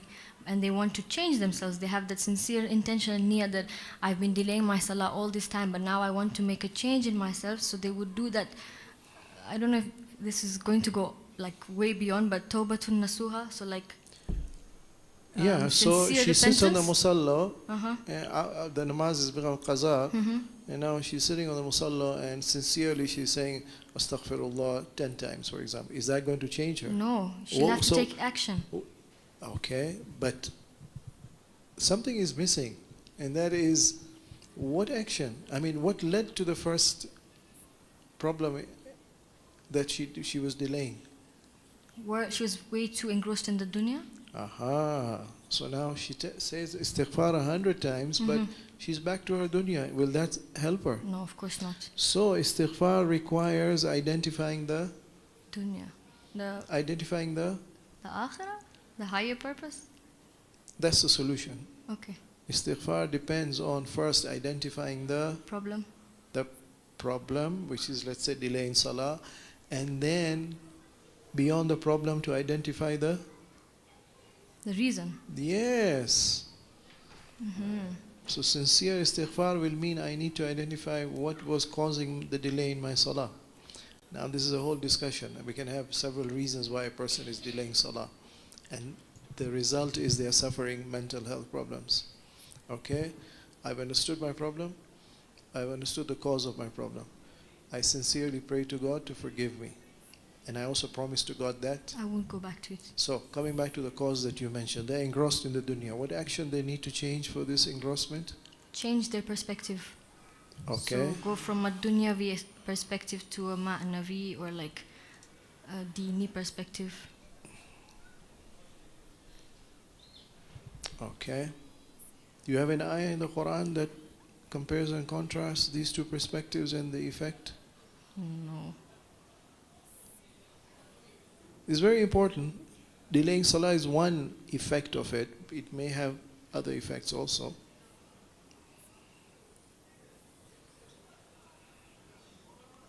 We can't use the verse of Surah Rahman, can we? Surah? The Surah Rahman, the verse. Okay, that's partly helpful, yeah.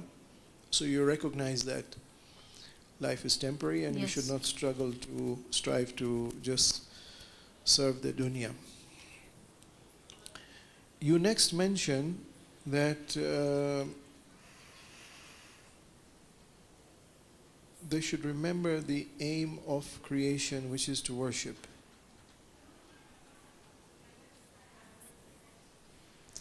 And one of the important solutions for mental health problems, you said, was taking the example of Nabi Yunus alayhi salam, the dhikr he made. And one of the solutions was the story of Bi Maryam alayhi salam.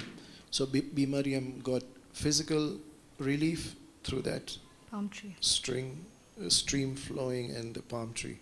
And she got spiritual relief by the voice that she heard. Question. What inspiration are we supposed to get from Bi Maryam? What is it in Bi Maryam that qualified her to receive these two reliefs, spiritual and physical? She obeyed the command of Allah. Where is that? He told her that do not speak. So she had a kind of fasting that she was not supposed to speak to the people. This is afterwards. Okay. What did she do before that to get these two types of relief?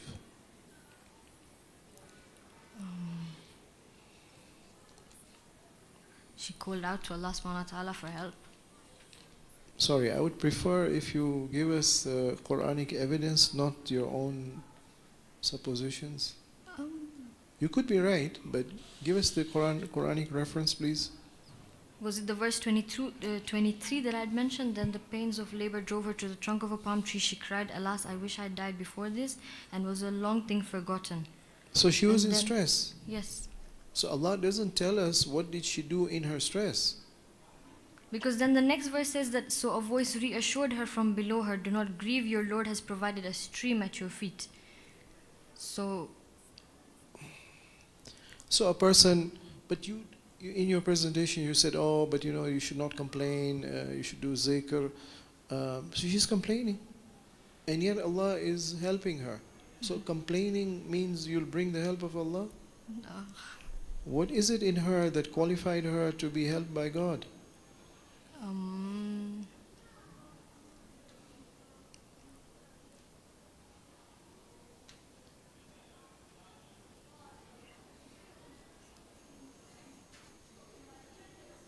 she had istiqamat, Sorry? she had the steadfastness. But that wouldn't make sense because Okay. Where did you get that from?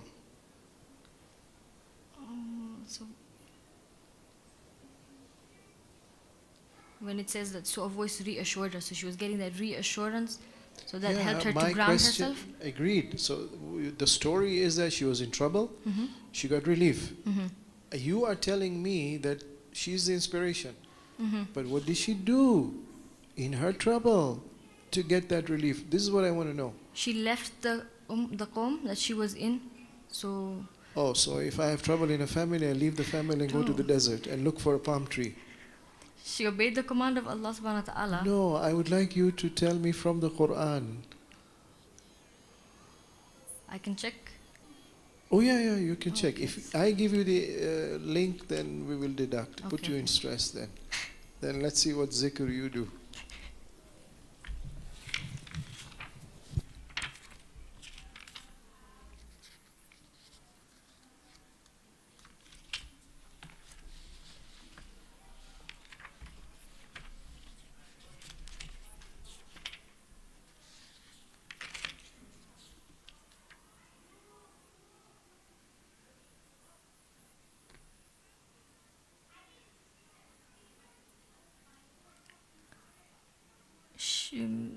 verse number 18 where she says, قالت إني أعوذ بالرحمن منك, like she said, I seek the protection of the all beneficent from you. Good. So what does that tell us about her? She was seeking protection from Allah subhanahu wa ta'ala. Okay. So she turned to Allah subhanahu wa ta'ala. Okay. So she was connected to God. Mm-hmm. That's one. What else?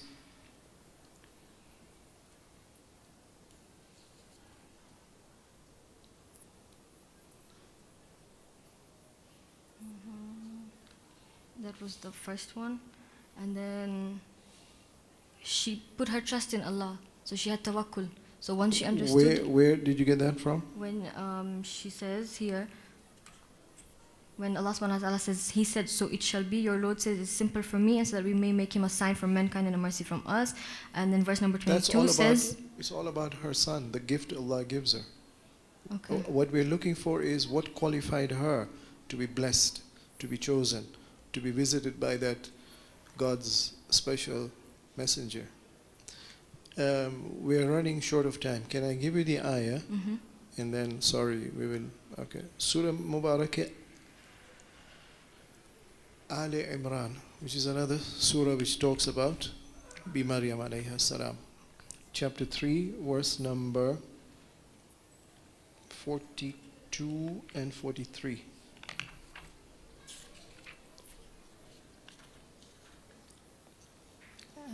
And when the angel said, O Mary, Allah has chosen you and purified you, and He has chosen you above the world's women. O Mary, be obedient to your Lord and prostrate and bow down with those who bow in worship.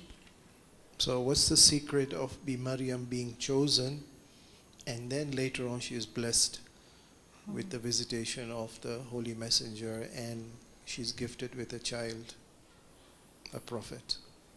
What's the secret? She was purified. 1, 2, She was obedient to her Lord. 3.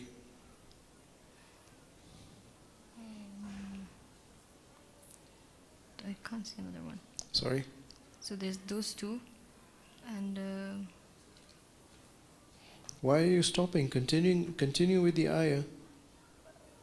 above the world's women, is it something? No. Okay, for first we said He has purified her. She was obedient. And then 3. those who worship, she was one who worshipped. Okay, yes, yes. With those who bow in worship. Yes, yes, yes.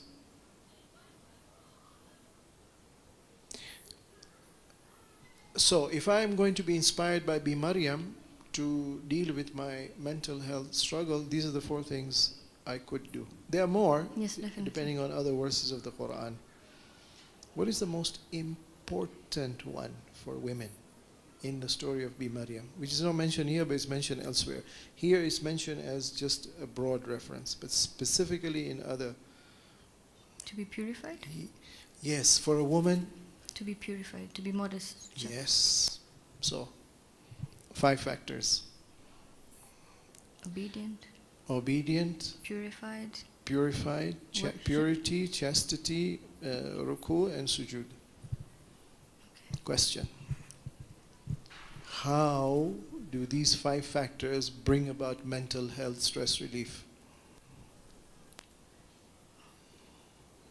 I don't want for all 5 of them. Pick any one of the 5 and tell me how does it help Obedient. to bring relief in mental health struggle. We said obedience, worship.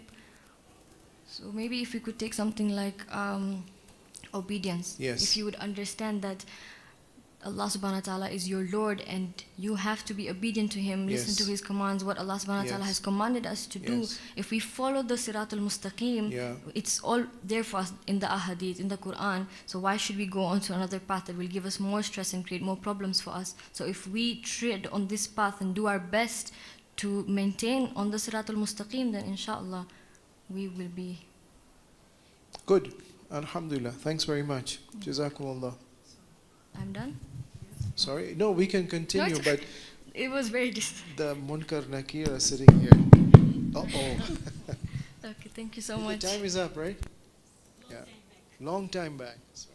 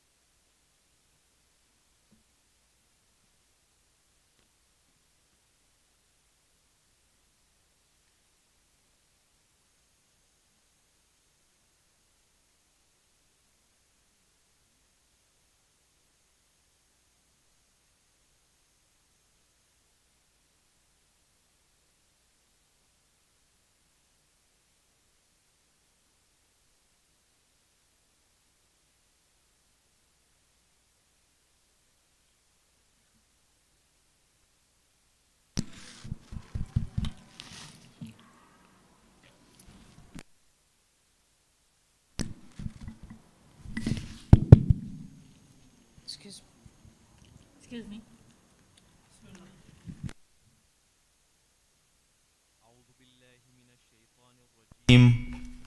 بسم الله الرحمن الرحيم رب اشرح لي صدري ويسر لي أمري واحلل عقدة من لساني يفقه قولي أما بعد فقد قال الله سبحانه وتعالى في قرآن المجيد وقوله الحق بسم الله الرحمن الرحيم ومن آياته أن خلق لكم من أنفسكم أزواجا لتسكنوا إليها وجعل بينكم مودة والرحمة صدق الله العلي العظيم. Respected scholars, judges, audience, Assalamu alaikum wa rahmatullahi wa barakatuh. The topic I'm going to present today is to try and answer the question, which is question number 2.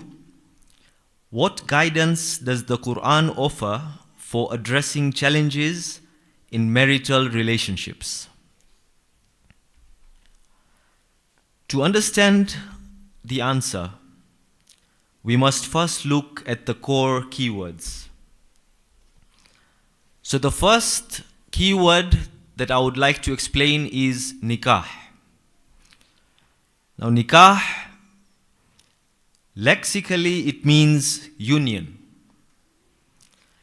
And the second word that I would like to define is islah, which means reconciliation. And it means to mend or to reform.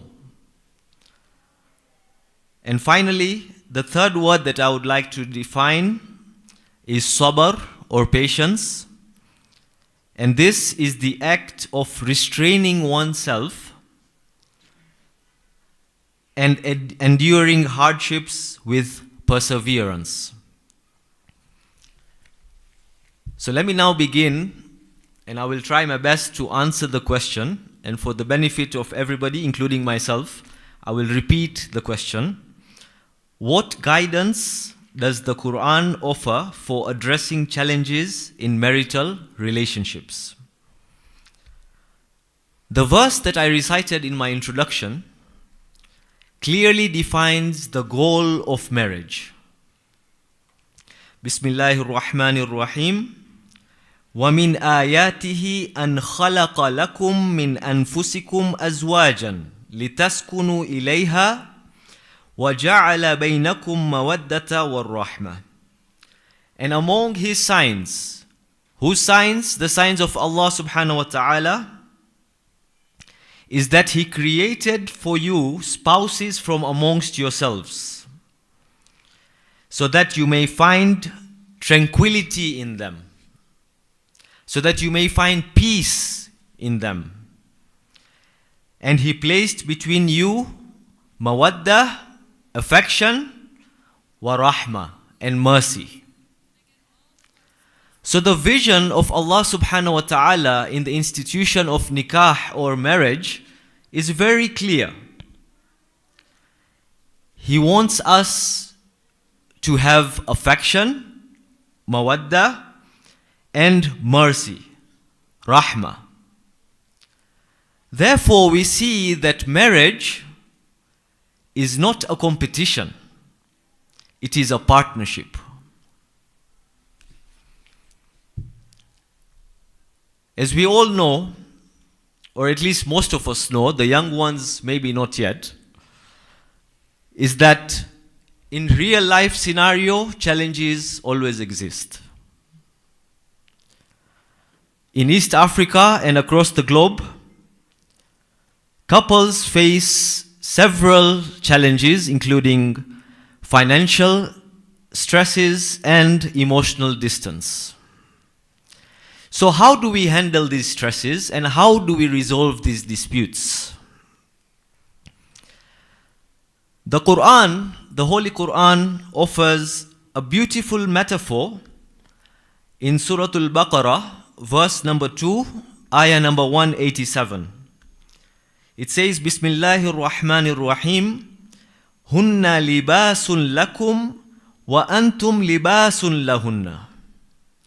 So your spouses are a garment for you as you are for them. So let's think about this metaphor for a second. When the Quran refers to spouses as garments for each other, what does a garment usually do for us? So garment does a lot of things for us. Firstly, it covers our flaws. It covers our nakedness. That is the most obvious one. Okay? Secondly, our garments beautify us. We carefully choose our wardrobes to make sure that we look presentable. All right? So, if we focus on these two purposes of our garments, one, it covers our flaws, and two, it beautifies us. So then, the question that we should be asking ourselves is, are we acting as garments for our spouses, or are we exposing their flaws?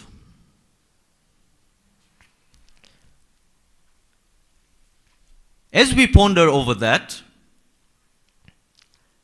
I would like to now delve into the issue of friction. Like I said, in real life scenarios, spouses go through a lot of challenges.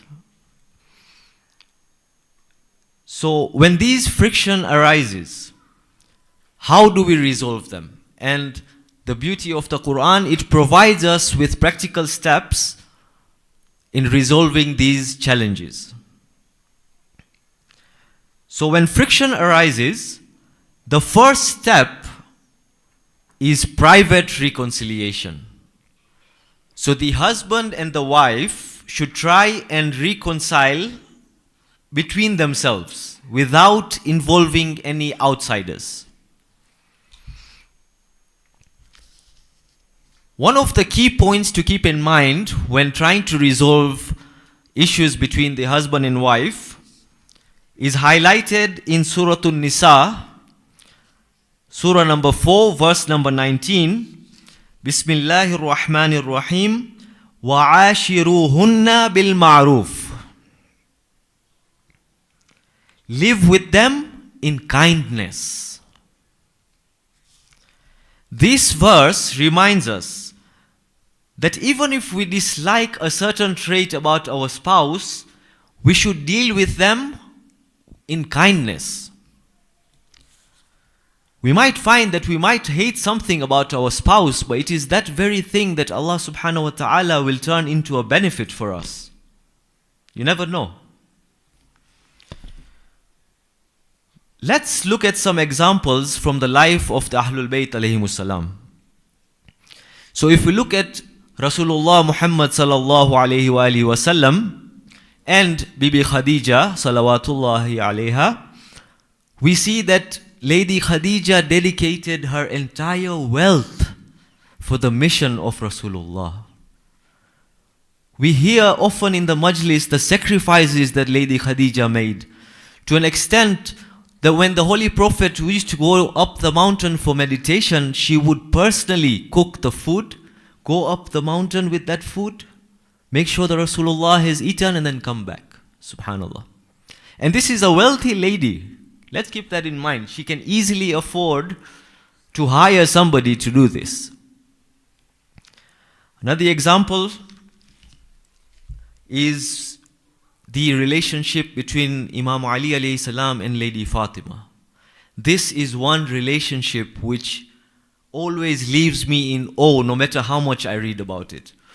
Because being a creative and an artistic person, when I read some of the poems that Imam Ali alayhi salam wrote for Bibi Fatima alayhi salam, and this is what the youth might refer to as, I don't know if I should say it, but love letters. Subhanallah. Beautiful. The poems that Imam Ali wrote for Bibi Fatima, beautiful.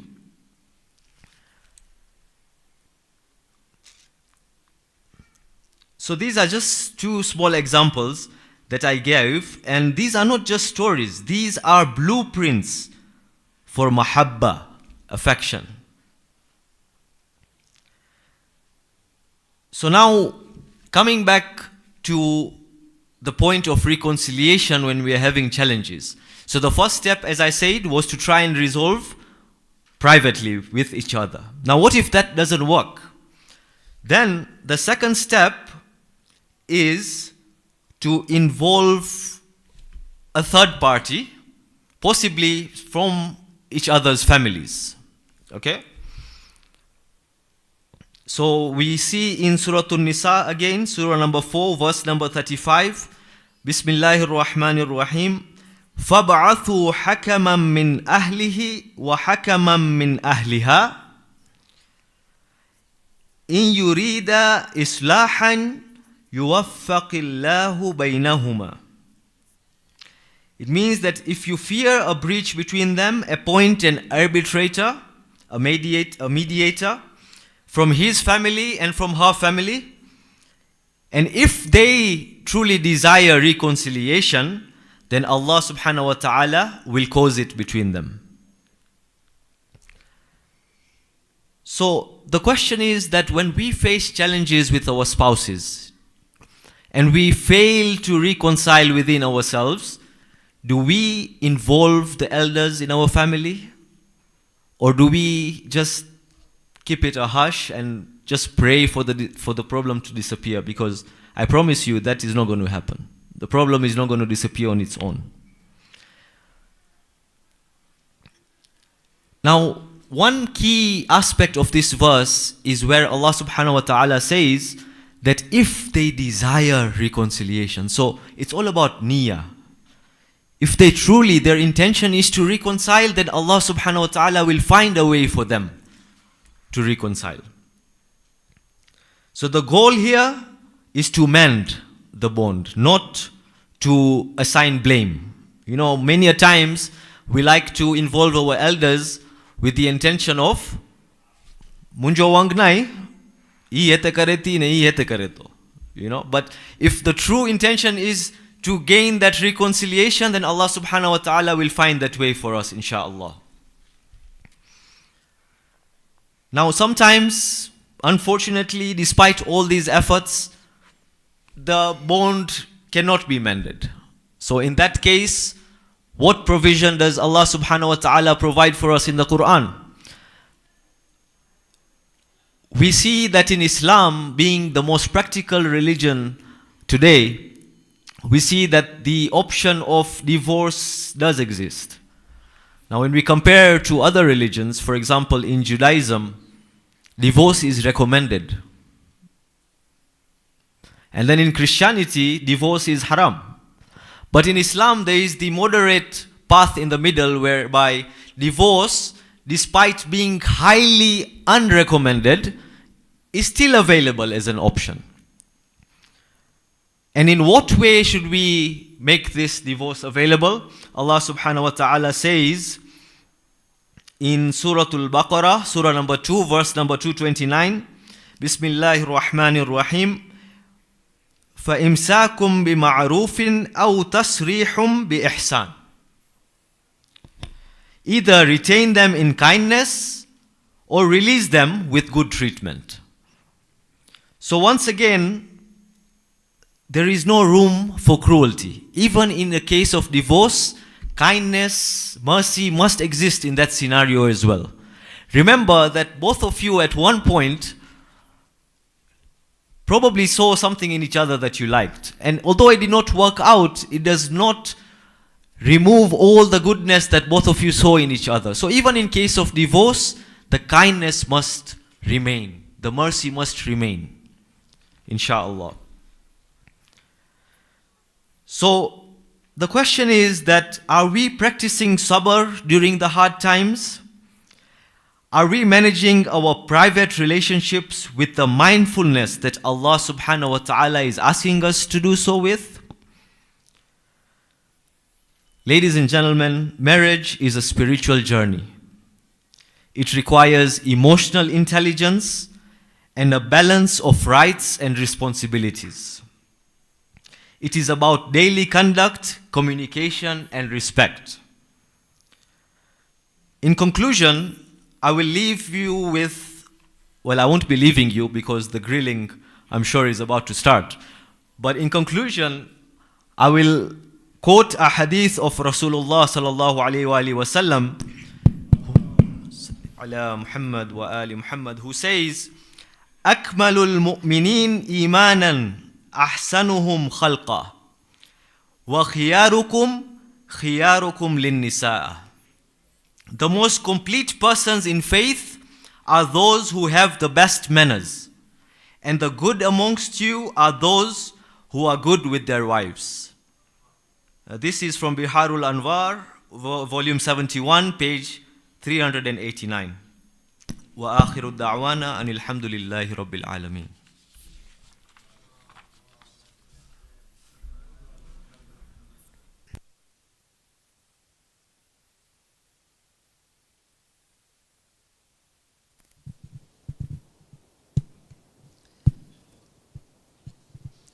Bismillah ar-Rahman ar-Rahim. Thank you very much for your presentation.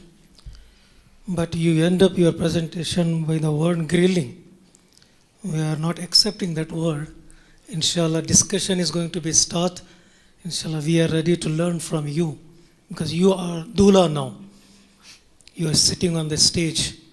Everything should be related to you, not us. Alhamdulillah, you try to convey the message from the Quran.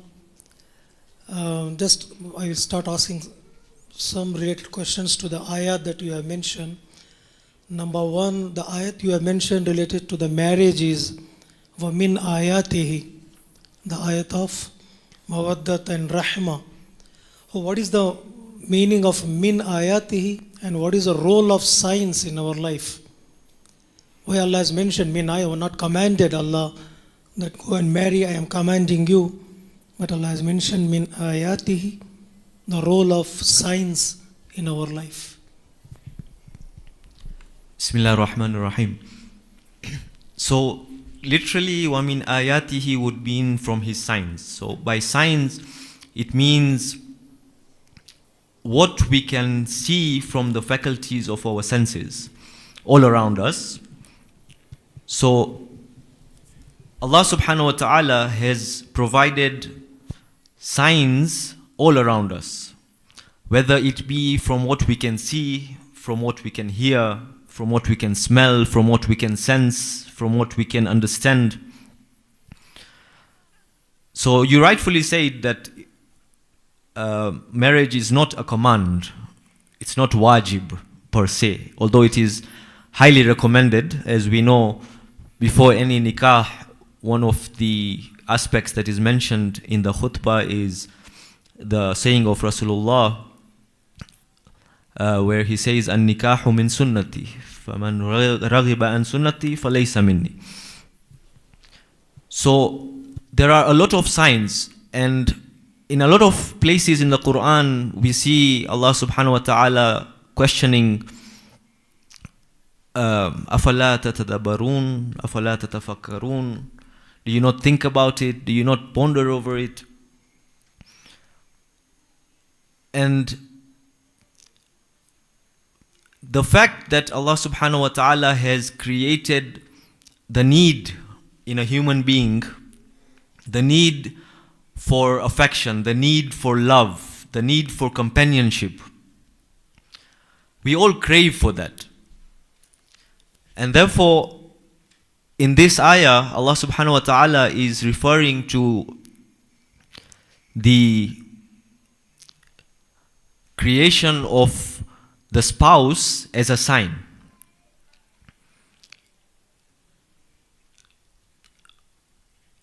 So there is many ways in which that can be thought about. So to answer your question, what is the role of science? I think you asked. So scientifically, we have needs and urges, and Allah subhanahu wa ta'ala has created a halal way for us to fulfill those needs and urges. And our need for affection, companionship, love, affection, the way that Allah subhanahu wa ta'ala has provided a way for us to fulfill those needs is through nikah. I hope that answers the question. Hassan.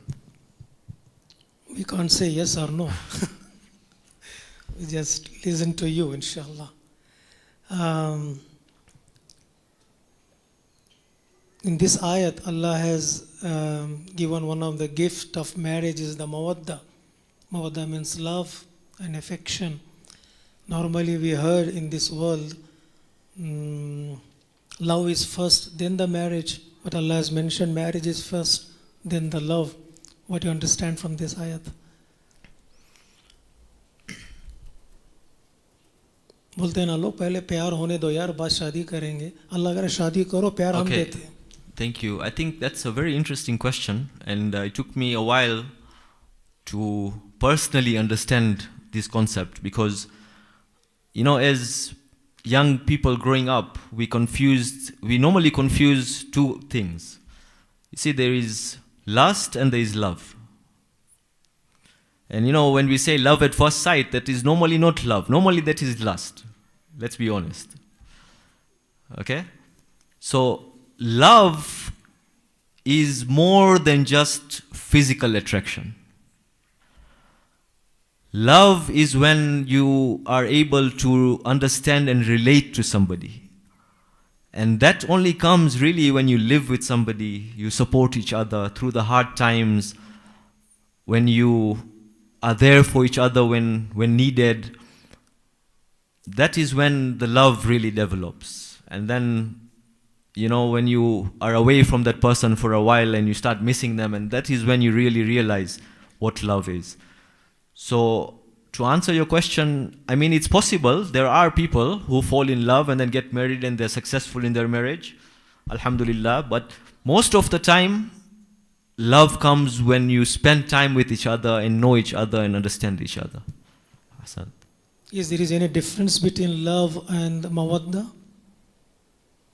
You know, another word, though it has not been mentioned in the Quran. Yeah, because you could say there is a difference, because in Arabic, when you look at the meanings of words, they are very specific. So, love would be more translated into Arabic as hub. For the mawadda, you refer any book or any tafsir book to know what is the meaning of the mawadda? No. There is no reference. No reference. You know, the similar word has been used in the ayat of Ahlul Bayt alayhi salatu wasalam too. قُلْ لَا أَسْأَلُكُمْ عَلَيْهِ أَجْرًا إِلَّا الْمَوَدَّةَ فِي الْقُرْبَى. Yeah, there is the connection between these two, or the same extra meaning is there, that meaning will be better than the love. I mean, when I connect these two verses, based on what you have just said, then I do understand it better, in the sense that when we look at our responsibility towards the Ahlul Bayt alayhimus salam, it's not just a vocal declaration of love, but it is rather through action, how we follow them and how we support their mission. That would be termed as mawaddata fil qurba. Can we relate that meaning to this ayat too? I believe we can. So how do we support our spouses? How do we really complement them in our daily lives, rather than just love, but actually supporting each other? Inshallah. Oh, you have mentioned about Judaism and Christianity, about divorce. Any source you have with you, or just a breaking news? So my source for that one would be, I hadn't even prepared that. That one came just in my mind while I was making the presentation, but I remember it was through the sermons of Sheikh Amar Naqshwani. He had mentioned this in one of his sermons, in one of his majalis. Yeah, you didn't check the sources. I did not check the sources. Okay. What about the poems of Imam Ali to Hazrat Zahra? Again, I cannot provide sources, but I remember one particular poem which really broke my heart, and that is when Bibi Fatima alayhi salam passed away. When she passed away, and you know, you could see that the heart of Imam Ali was broken when he was writing the words. I do not want to quote the poem because I don't remember the exact words, but it was a heartbroken poem when he lost Bibi Fatima alayhi salam. You mean that sermon? There was a particular poem, I think. Okay. There is no reference for No, that? no. Okay.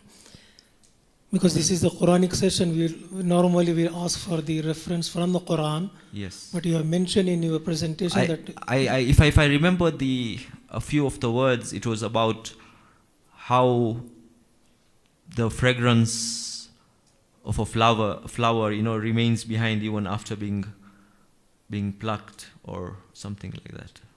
Okay. Still for that you didn't have any reference. You mentioned for Hunna libasun lakum. Sorry, this is my last question. Hunna libasun lakum. It is a metaphoric. What is the difference between the reality and the metaphor that you mentioned? Why it is metaphoric? Hunna libasun lakum. Well, it is metaphoric because it uses the word libas. Okay. Although, I cannot say practically that my wife is my garment or my wife is my shirt, but it is metaphorical in the sense that it explains the role that is played by the husband or the wife. So a garment, like I said, firstly, it hides my nakedness. So I can relate that to my spouse, that I would be able to hide her flaws and she would be able to hide my flaws, in the sense that nobody is perfect. And we see, unfortunately, when disputes arise between husband and wife, we are very quick to demean the other person, whether it be within our own families or with our friends. We try to assign blame and mention all their shortcomings. So that is not what a garment does. Okay, thank you.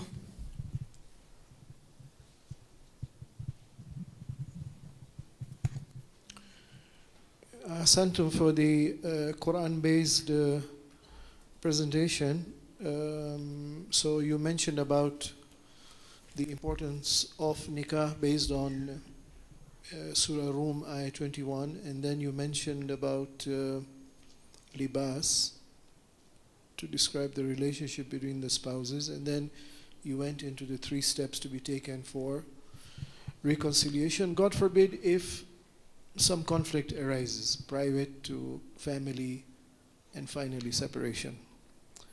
So let's dive a bit deeper, not grill. This is not grilling. If you call this grilling, then I'll ask you how you describe what the Quran is expecting from you. So you have not read the whole ayah for us. Surah Rum, Ayah 21, I don't know, purposely or it just slipped your mind, you did not read the last phrase of the ayah. That is true. Yes. I only picked the part of it which I felt was directly related. So allow me to make your feeling better. What you felt was insufficient. So can I ask you to read the last phrase of the ayah? Chapter 30, verse number 21.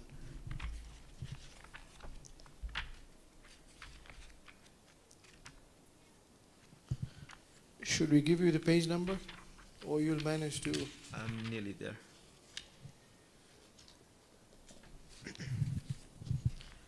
So should I read the whole ayah? No, Just the last part? Bismillah ar-Rahman ar-Rahim. Inna fi dhalika la ayatin liqawmin yatafakkarun. This is God grilling you now. So can we now dive deeper in the tafakkur that God expects us to engage in? Inna fi dhalik. What does dhalik refer to? So in this case, it's referring to what is just talked about. Which is what? Which is وَمِنْ آيَاتِهِ أَنْ خَلَقَكُمْ أَنْ خَلَقَ لَكُمْ أَنْ خَلَقَ لَكُمْ من أنفسكم أزواجا. So, ومن أنفسكم أزواجا. so the creation of partners for yourselves from your own kind. That is the ayah which we are supposed to reflect upon. Or I would like to say yes, but I'm not sure. But what is making you uncertain? What other possible interpretation could be there? Inna fi dhalika. Dhalika referring to other than the creation of partners from your own kind. it could be the second part as well. لِتَسْكُنُوا إِلَيْهَا. Okay. It could be another thing also. Because it could be anything within this verse, or it could be anything before this verse. I'm not sure because I haven't read in detail. So it could be something before this verse, it could be something else within the verse. You gave us the good news that you know Arabic. I didn't say I know, I said a bit. So is there a difference between ذَلِكَ referring to one concept versus ذَلِكَ referring to multiple concepts? Yes, I believe there is a difference. So if this ayah was to tell us is referring not to one, This one is it's referring to multiple concepts mentioned in the... ذَلِكَ. I think it's referring to one. Aha. I will not challenge you. There is a discussion on that. We need to move forward. إِنَّ فِي ذَلِكَ لَآيَةٌ لِقَوْمٍ يَتَفَكَّرُونَ. May God forgive me. I read the ayah wrongly. What is the mistake I made? Please say, recite it again. إِنَّ فِي ذَلِكَ. Yes. لا. لَآيَةٌ لِقَوْمٍ يَتَفَكَّرُونَ. لَآيَاتٌ. Oh, لَآيَاتٌ. ayat. Yes. So now let's take a deeper dive. ذَلِكَ has not one ayah. ذَلِكَ has multiple ayat. Now if you're saying ذَلِكَ is only referring to, yes, he has created a partner for you from your own kind, then give me multiple ayat in this concept. So, yes, so it could be a lot of signs in this one concept. One, The fact that he created the love and affection. you're going to the second and the third part of the ayah. Oh. You could justify Okay, it. so Allah subhanahu wa ta'ala created the spouse from within our own kind. What is that an ayah for? What's the ayah in that?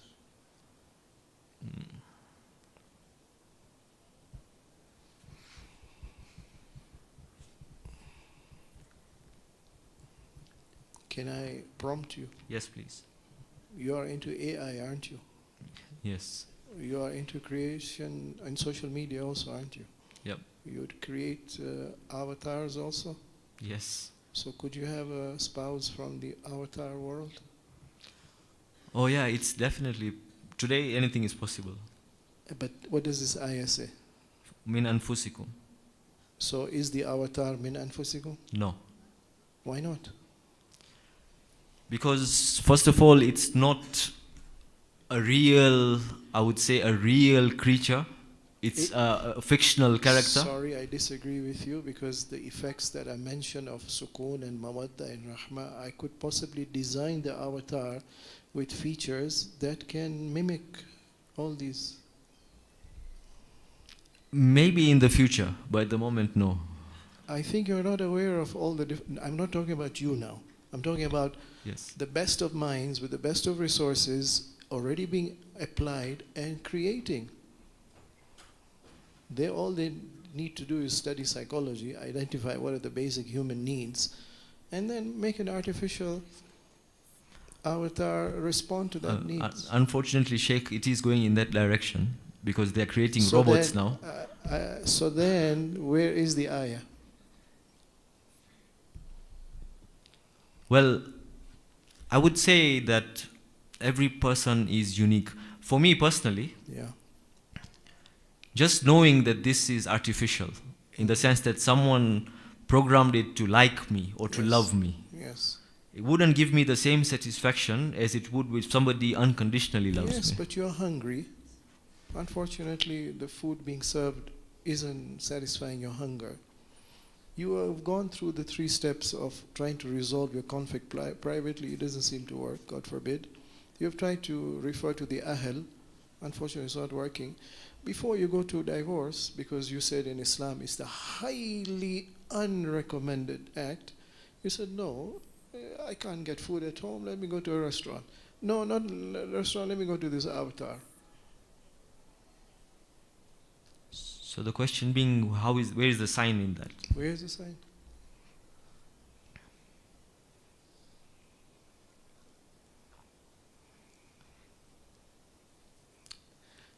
Can we go next? Yes. This is something to reflect upon. Yep. Because God is grilling us. You and me, I'm being grilled also. Ji. Where is the sign of God? We need to reflect. Okay. Second point, what other ayah can you get from this? What is another ayah, another sign that we're supposed to reflect upon? So the part where it says litaskunu ilayha. Oh, wait a minute. So this dhalika, now you are shifting, you're zooming into another phrase. I feel it's several phrases of the same sentence. Aha, so you're saying dhalika is a package. Yes, possibly. Possibly. How do you justify that? Because it is mentioned as a conclusion to the ayah, as a sentence, as a whole. All right. So let's open a second packet of the package. How is, you said sukoon is another sign of God. Okay? Can you elaborate on that? Sorry. Sorry, we've just begun the dive. Okay? So, especially in today's world, actually I don't like using that phrase, especially in today's world. Challenges have always been there. And it's human nature to always strive for betterment. And in that striving for betterment, we go through a lot of stresses in our lives. So when I go out there, or she goes out there to try and achieve something, and we go through all these challenges and problems and stresses, whether it be the toxic work environment, or whether it be all sorts of, even the smallest thing like, a difficult negotiation you had in the marketplace, or any stress that you could think about in life. And then when you come home to a loving partner and you have that sigh of relief, Alhamdulillah. So that tranquility, that peace that hopefully you can provide for each other, I feel that is definitely a mercy, a blessing from Allah, and one of His signs. So she's not supposed to know, if she's going to be the loving, peace-giving partner to you, she's not supposed to know that you have undergone some big stresses in the toxic environment, or you had a very difficult negotiation, or God forbid you were insulted or dismissed or abused, but you're coming home a damaged product and you're wounded and you're looking for some marham, some cream to soothe your wounds. So she's not supposed to ask you, tell me what happened today. And you start complaining, these are the wounds I got. And then she then becomes your soothing wound healer and bandage. So how is she supposed to give you that soothing tranquility? Because if you said in your presentation that successful marriage depends on understanding the rights and the responsibilities. I will come to the next part. It is how you are going to give sukoon to her. But let's start with you. How is she supposed to give you sukoon? Okay. So you, the wounded person. So me, the wounded person, first of all, for me, the dream or the ideal partnership would be such that no matter what I go through the day, what keeps me going and keeps me strong is that I'm going home to a peaceful environment. in the first place, regardless of whether I need to share or I don't need to share. Now, if I need to share it, then who else will I share it with if not my spouse? You know, there is a lot of topics in today's discussion, inshallah, the other brothers will talk about. But when it comes to emotional support, when it comes to mental health, we all need somebody to talk to sometimes. And the ideal person would be our spouse. They are hunna libasun lakum. So they would, not only would they keep the secret of my challenges, but they would also be able to provide that person that to speak to that I would need to speak to. Yeah, but you could have a partner who may not be able to appreciate the complexity of the challenges you're facing, and instead of giving you a soothing cream, she could put salt into your wound. I agree. And in So that then case, don't share. Who do you open up to? Aha. I agree. Okay, so before going to seeking counseling and comfort from her, what is the minimum expectation that she would be a peaceful homemaker? The minimum would be that she would provide the environment that you need to come back to at home. So, Which is, what is your expectation? so you know, she would at least receive you with a smile or a hug, Okay. dressed well, with cooked, Okay. you know, you can smell the aroma of the biryani from the kitchen. Okay. That in itself would solve 50% of the issues. Wow. Okay.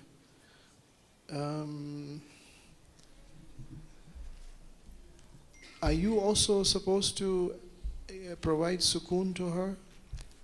Absolutely. Good. How do you think she expects you to do that? Or how do you see your role as a sukoon provider to her?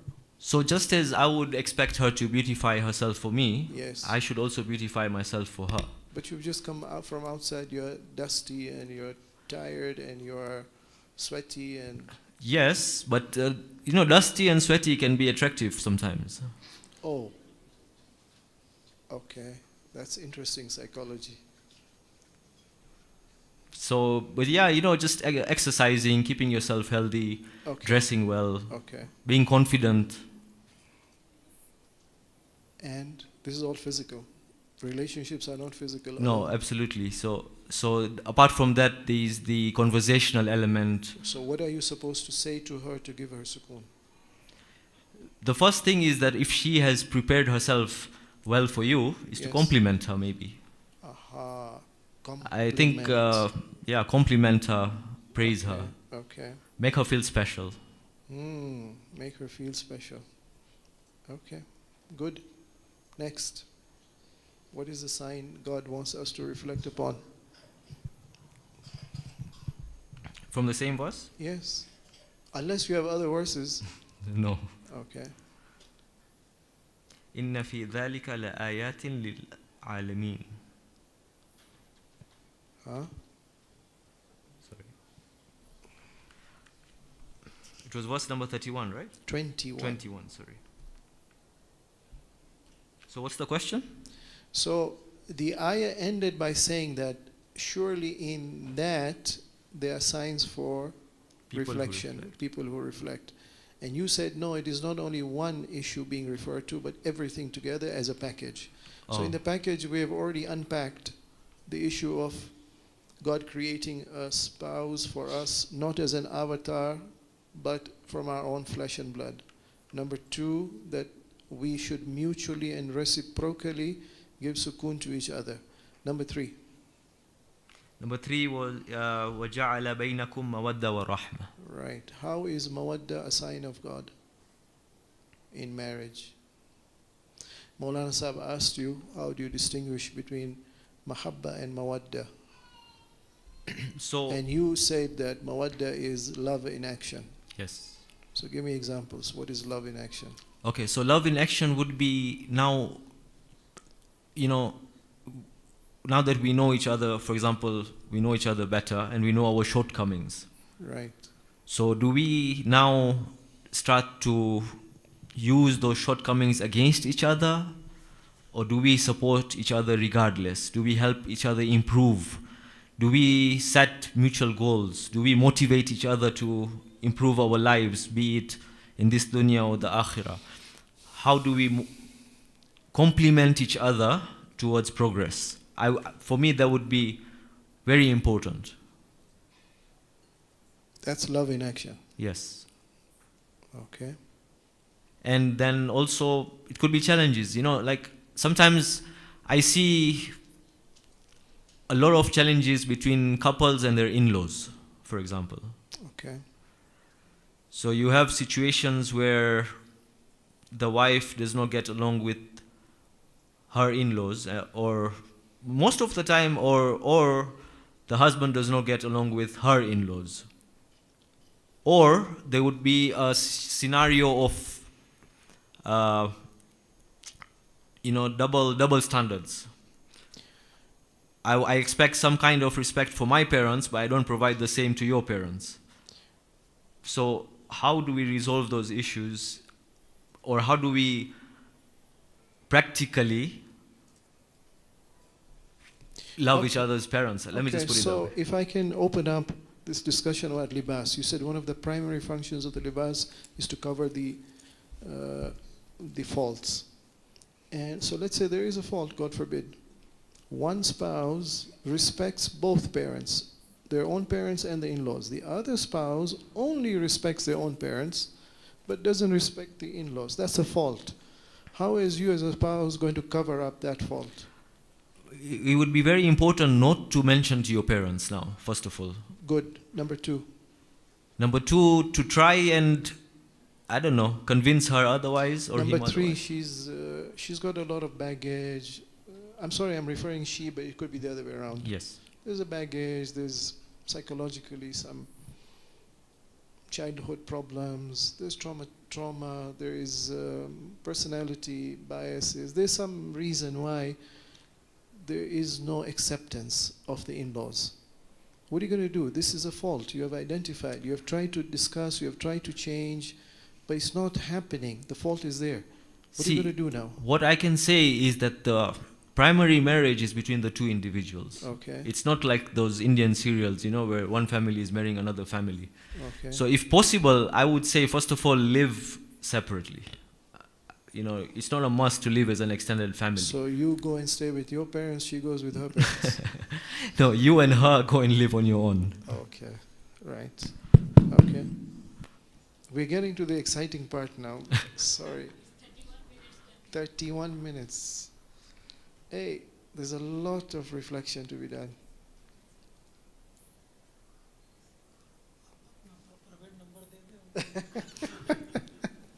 Maulana Sahib is saying that maybe I should come to Mombasa.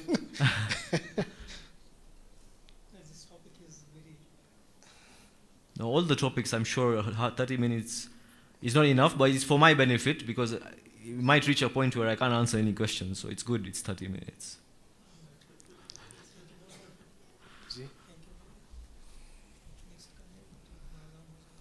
Okay. So, conclusion.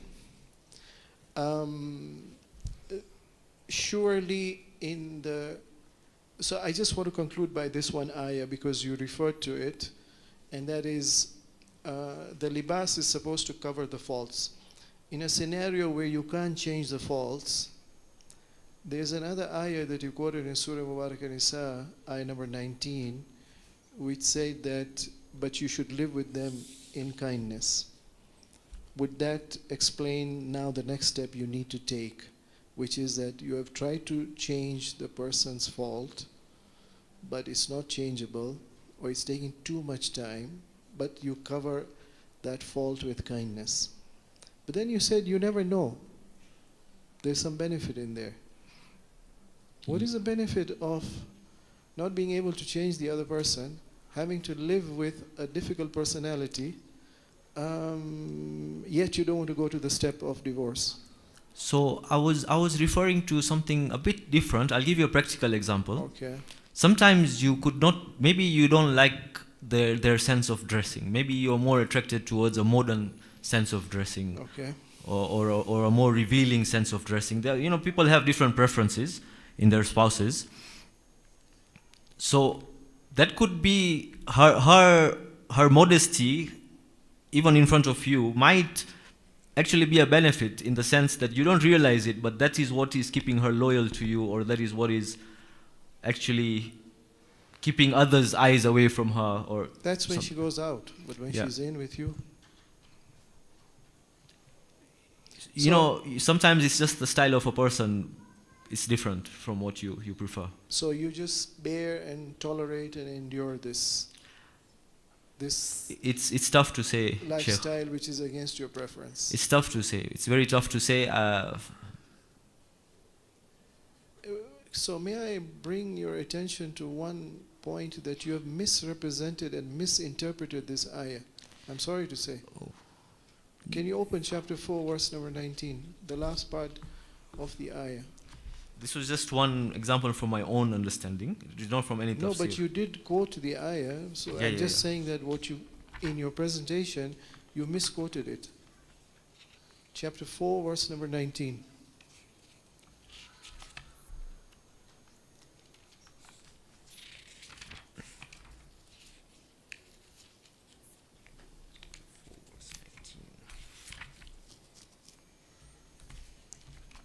Can I help you with Yes, the please. page number? I got it.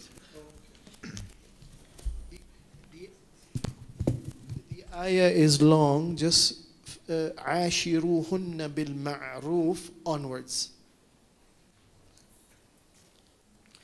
بسم الله الرحمن الرحيم وعاشروهن بالمعروف فإن كرهتموهن فعسى أن تكرهوا شيئا ويجعل الله فيه خيرا كثيرا.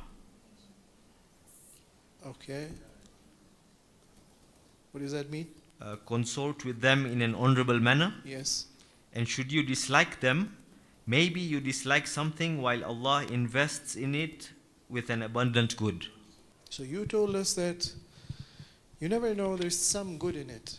Allah doesn't say that. So you have found a fault. It's difficult to accept it. Apparently it's taking too much time to change. Allah says maybe when you dislike something, there's some good in it. Some good in it? No. It says abundant. Abundant good. What is that abundant good? So Allah knows best. Oh. So you're saying that in Surah Rum, when Allah says there are signs for reflection, I don't want to reflect. God, you know best. No, if you reflect, then I'm sure you will find a lot of reasons why. Can you make a quick reflection before we end? Your last closing reflection. What is the abundant good in trying to cover up the fault of a person you can't change, or it's difficult to change, or it's taking too much time to change? But there's a fault. So what's the abundant good in that? Yes. Well, at least she's being real. She's being who she really is. She's not trying to be somebody else or pretend to be somebody else. Yeah, but she's hurtful. It's difficult to stay. It's difficult to tolerate. Okay, what I would say is that it's molding me into a stronger person. Aha, So- thank you. Jazakumullah. Son, thank you. We just discussed one sign. There are many signs. Son.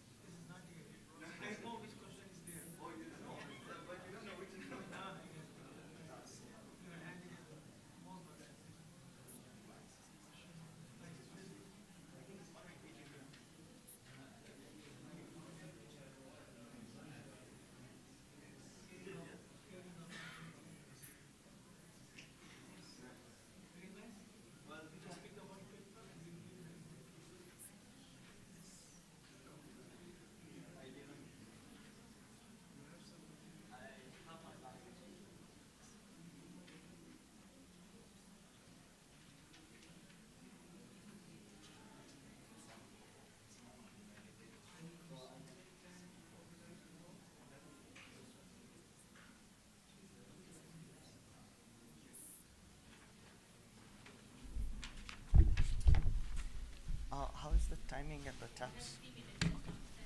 Yeah. Very good. Okay. Only no 15 minutes.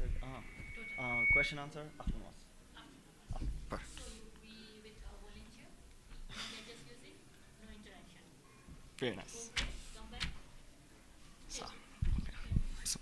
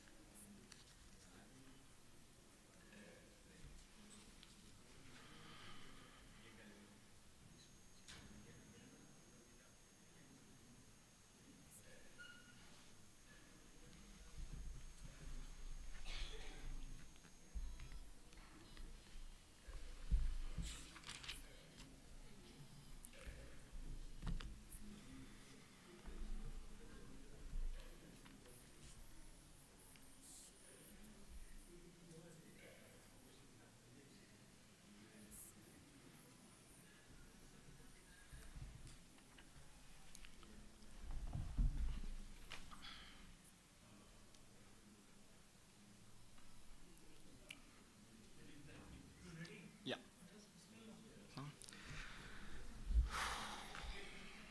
أعوذ بالله من الشيطان اللعين الرجيم.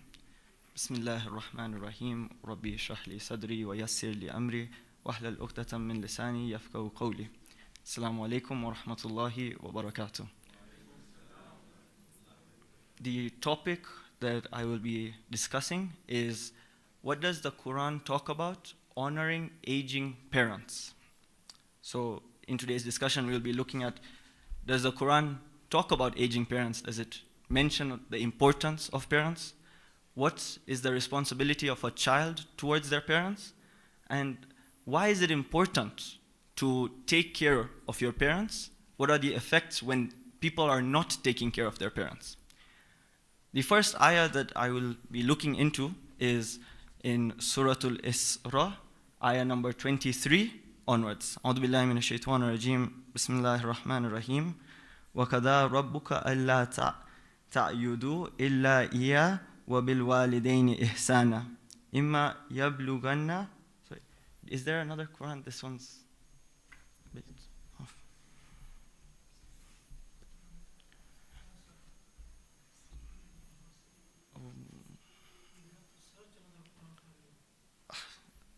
Okay, no, it's the Arabic's a bit blurred in this one. I can, it's fine. Let me go with the English. Oh.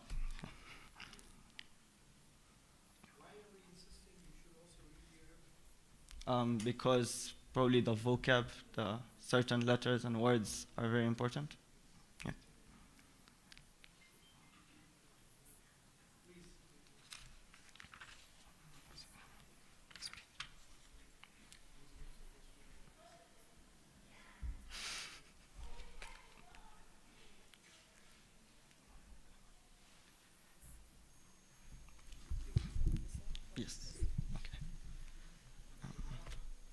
Vale. Bosh. Um, 23. وقضى ربك ألا تعبدوا إلا إياه وبالوالدين إحسانا إما يبلغن عندك الكبر أحدهما أو كلاهما فلا تقل لهما أف ولا تنهرهما وقل لهما قولا كريما. This ayah says, your Lord has decreed that you should not worship anyone except Him, and He has enjoined kindness to parents, should they reach old age at your side, one of them or both, and do not say to them fie, do not chide them, but speak to them in humble words. And then the next ayah continues, and it says, وَخْفِصْ لَهُمَا جَنَاحَ وَخْفِصْ لَهُمَا جَنَاحُ الذُّلِّ مِنَ الرَّحْمَةِ وَقُلْ رَبِّ ارْحَمْهُمَا كَمَا رَبَّيَانِي صَغِيرًا. Lower the wings of humility to them out of mercy and say, my Lord, have mercy on them just as they had mercy on me when I was a small child. Now, over here, we see that Allah subhanahu wa ta'ala has begun this ayah by saying, obey Him, worship only Him, and then He's talking about the parents. He is showing the importance of taking care of your parents by putting it at a level that is next to shirk when you don't do it. It is considered one of the major sins not taking care of your parents. In fact, Tafsir al-Mizan, it mentions that old age that is mentioned here is one of the most difficult stages for a parent, because they have been taking care of you. Now that they are at a stage where they need care, it is the role of a child to now take care of their parents. The ayah continues to say that do not even say the word uff to them. Now, a question might come up, why is the word uff mentioned here? And one of the answers that I was able to find was, uff, the part that is mentioned in the ayah, is the smallest expression that is there in the Arabic language. So Allah is trying to convey that do not even have the smallest act of annoyance or disobedience towards your parents. Similarly, you continue on to the next ayah, and it says that your Lord knows best what is in your hearts. Should you be righteous, He is indeed most forgiving towards those who ask for forgiveness. So Allah is aware of your intentions. It is not just the physical act of saying uff, but is also the intention that is within this person. The ayah also mentions the lowering of wings. So when I was going through the tafsir, it mentioned that this lowering of wings is similar to how a baby bird, when it lowers its wings towards its parents, it's in a state of humility. It's in a state of submissiveness. When you are treating your aged parents, you should not treat them as if you are now at a position of power, that they are now at a weakness and you are taking care of them as a favor. Rather, this is still a state of humility you should be in. Yes. Sorry.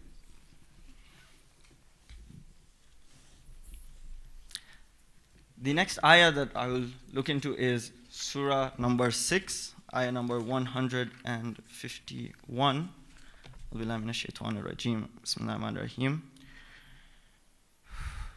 قل تعالوا أتلوا ما حرم ربكم عليكم ألا تشركوا به شيئا وبالوالدين إحسانا ولا تقتلوا أولادكم من إملاق نحن نرزقكم وإياهم.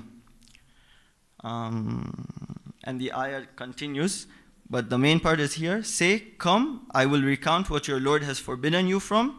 Number 1, you should not ascribe any partners to Him. Number 2, you should be good to your parents. Similarly, continuing from before, this ayah talks about how doing shirk and not taking care of your parents are both major sins. And it continues saying that you should not kill your children, you should not approach indecencies, and so on and so forth. And all of these are considered major sins, highlighting the importance of taking care of your parents. In the tafsir for this ayah, it mentions the effects of when a community does not take care of their parents. One of the effects is, number 1, people will stop having kids. Now, when a parent, you'll notice this in the West especially, when parents reach an old age, they are now being taken to care homes. They are not taken care of at home. And now, as a child, I see my parent being taken to a care home. I'm not taking care of them. It does not create that feeling of wanting my own child. I'm not creating a legacy, because that child that I will take care of, that child that I will invest in, will send me to a care home. So what is the benefit of having that child? And when there is no benefit of having the child, then slowly the human race will start to dwindle. The population will decrease. And so it's very important that we set a role. We are a role model to, inshallah, our future kids. When we take care of our parents, our kids will take care of us, inshallah. And the next ayah is number 31.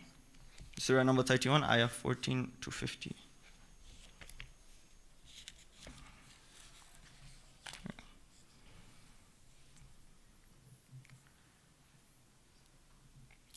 Bismillahirrahmanirrahim. وَإِنْ جَاهَدَكَ عَلَىٰ أَن تُشْرِكَ بِي مَا لَيْسَ لَكَ بِهِ عِلْمٌ فَلَا تُطِعْهُمَا وَصَاحِبْهُمَا فِي الدُّنْيَا مَعْرُوفًا وَاتَّبِعْ سَبِيلَ مَنْ أَنَابَ إِلَّا ثُمَّ إِلَىٰ مَرْجِعُكُمْ فَأُنَبِّئُكُمْ بِمَا كُنْتُمْ تَعْمَلُونَ. But if they urge you to ascribe to me as partner that of which you have no knowledge, then do not obey them. Keep their company honorably in this world and follow the way of him who turns to me in patience. Then to me will be your return, where will I inform you concerning what you used to do. In this case, now we are looking at somebody who has a parent that is not a Muslim.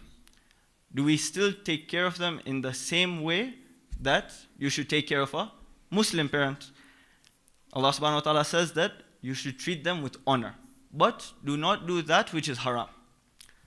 It is a responsibility to take care of your parents, but it is also very important to be mindful that at the end of the day, at the end of your life, you are returning to Allah subhanahu wa ta'ala. So all your actions should be for the sake of Allah, for the pleasure of Allah.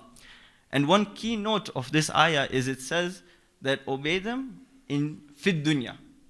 Treat them honorably in this world. The Mufassirin say that why has it been mentioned specifically fid dunya?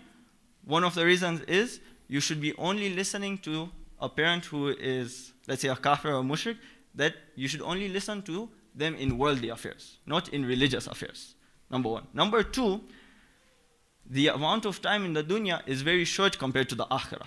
So if the parent is very tough, very overbearing, when you keep in mind that this is a short period of time, it is trivial compared to the akhirah. So it gives peace, sukoon, and it gives you that strength to continue to treat them honorably. And number three, it is a juxtaposition comparing it to returning to Allah. That the dunya, you're treating your parents well in the dunya, and then in the akhirah you will be with Allah subhanahu wa ta'ala. We also see multiple hadiths that talk about the importance of taking care of your parents. There is a hadith of the first Imam in Mizanul Hikmah.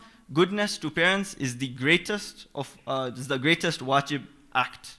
There is also in Biharul Anwar, the 8th Imam is narrated to say that ungratefulness to parents is similar to ungratefulness to Allah subhanahu wa ta'ala. And we know that Allah subhanahu wa ta'ala says, be grateful to me and I will give you more. So when you're ungrateful to your parents, then you are having that effect of not gaining anything. There is also two famous stories that I would like to narrate that highlight the importance of parents. Number one is the story of Prophet Musa.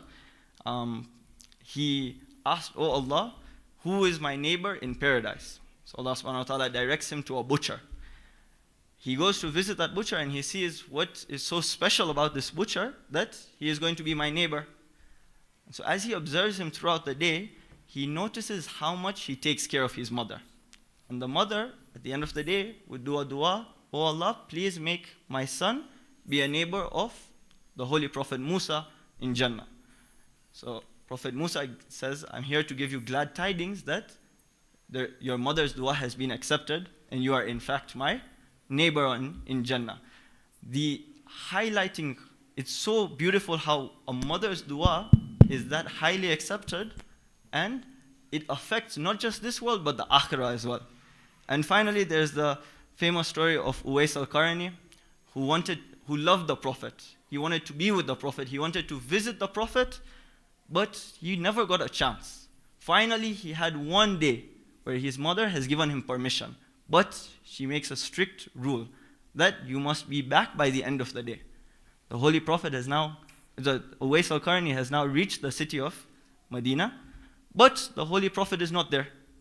It just so happened that he had to travel on that day. Uwais al-Qarni could have stayed one extra night and met the Holy Prophet, but he remembered his mother had made a rule. And in order to honor his mother, he returned and didn't get a chance to meet the Prophet. But the Holy Prophet returns, and the Holy Prophet says, was there somebody in this area? Because this person has blessed us with a light. Akhiru da'wan, ahsantum. I think questions later?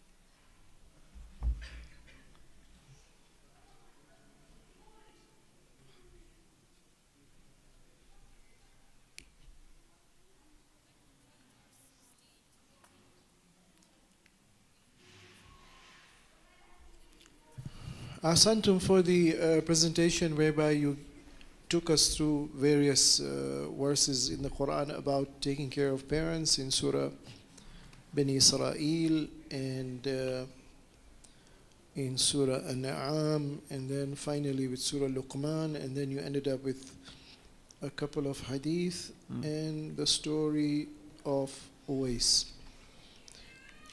So we are getting closer to namaz time. We will break up our discussion into two parts. So we are not going to repeat or take in answers from you to questions being asked now in the afternoon session. Okay. We'll just take whatever answers you give us now will be the assessment. Yeah, assessment. Yeah. Yeah.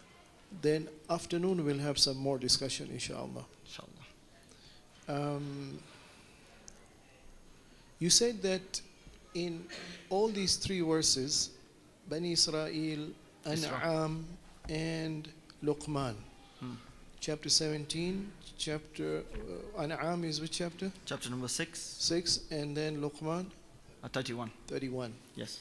How come you didn't follow the numerical sequence, starting with An'am, and then Bani Israel, and then Luqman? Why did you start with Bani Israel?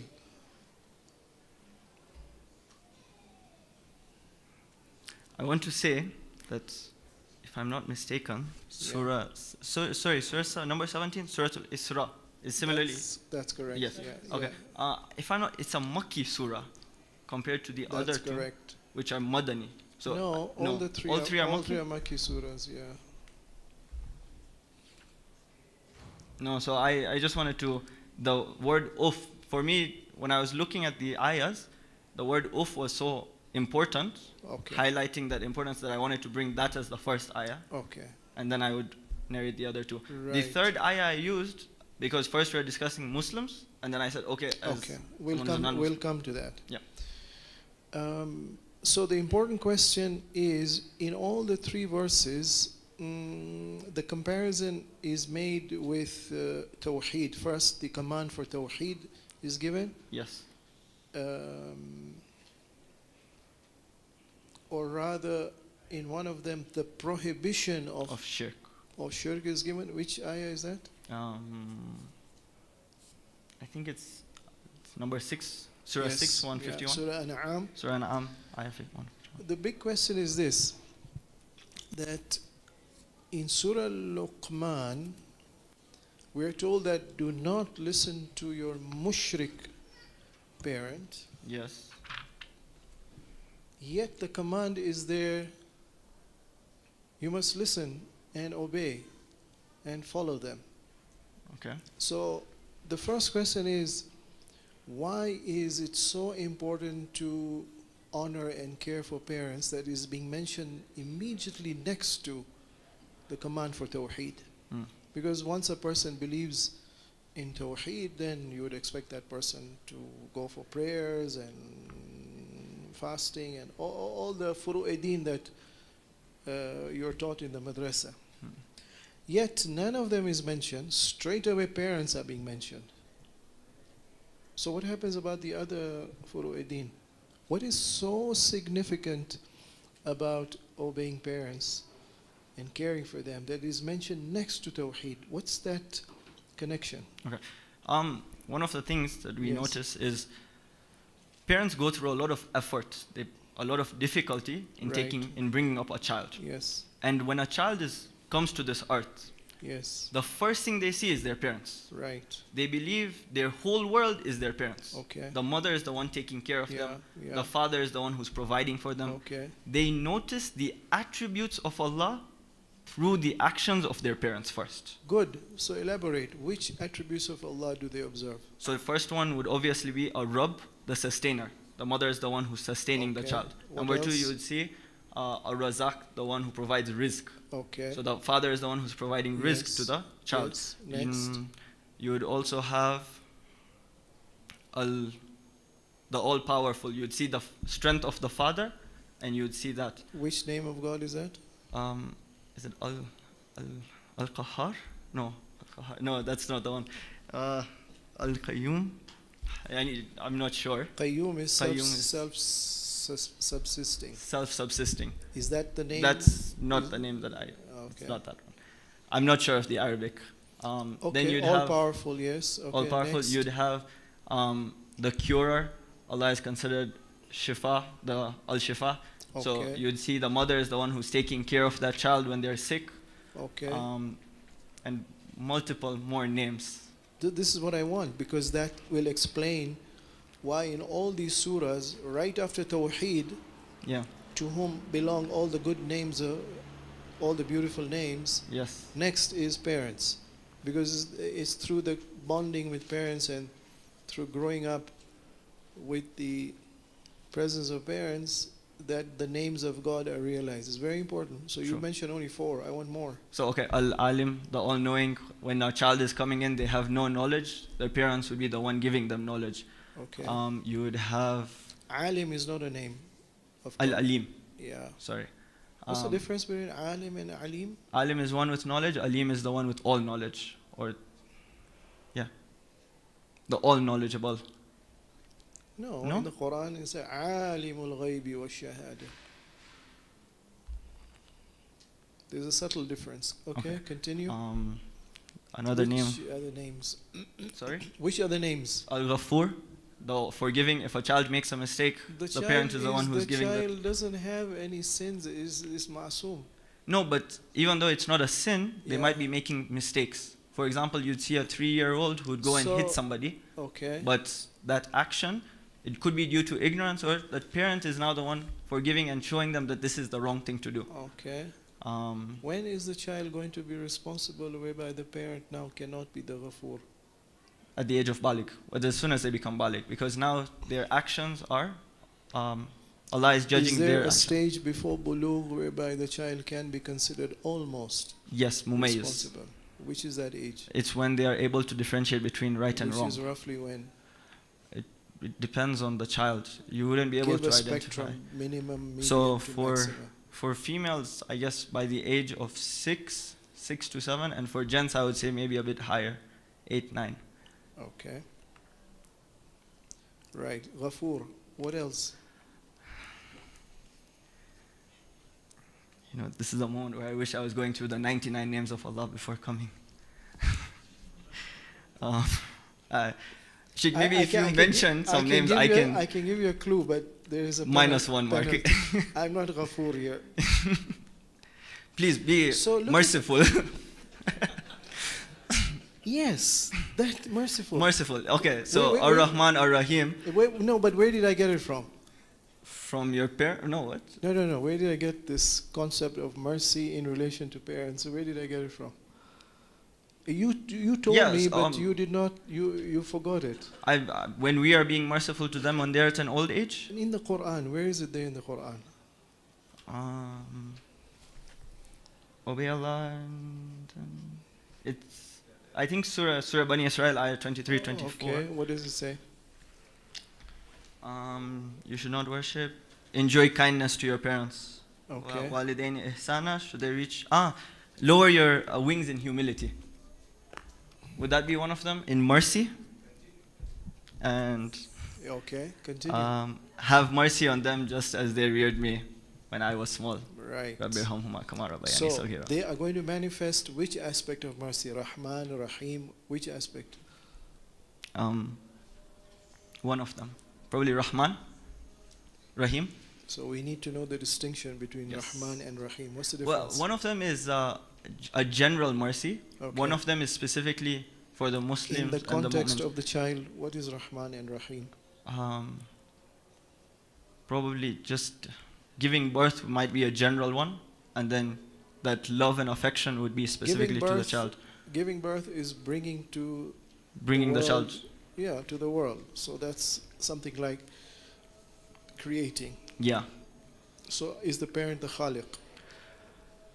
The parent is emulating one of these traits, but it is important to realize that all of these traits come from Allah. This is Okay. the aspect of Tawheed in So actions. Any action we do comes back Accepted. to Allah. Yeah. So coming back to Rahman, which aspect? I wouldn't say creation is Rahman because that is Khaliq. Okay. Which aspect of parent-child relationship is a manifestation of Rahman? The upbringing of the child, the giving of good traits to the child. So then what's Rahim?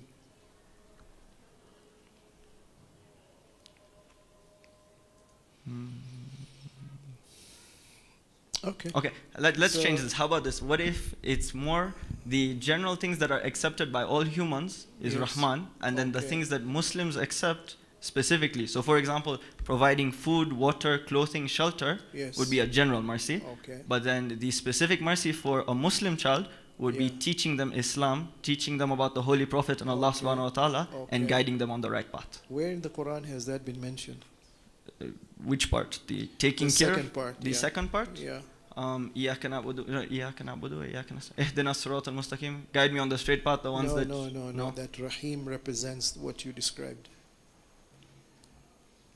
I can't think of the ayah on the top of my head. I can give you the clue, but then you give me one mark. So the first mark didn't go away, right? So No, I'm not. Okay. I'm not refusing Yeah. that. Rahim. Yeah, okay. Please Okay, give me the ayah. and One we'll- mark. You're giving me a mark. Before One Ahmad. mark. Chapter 9, verse number 129.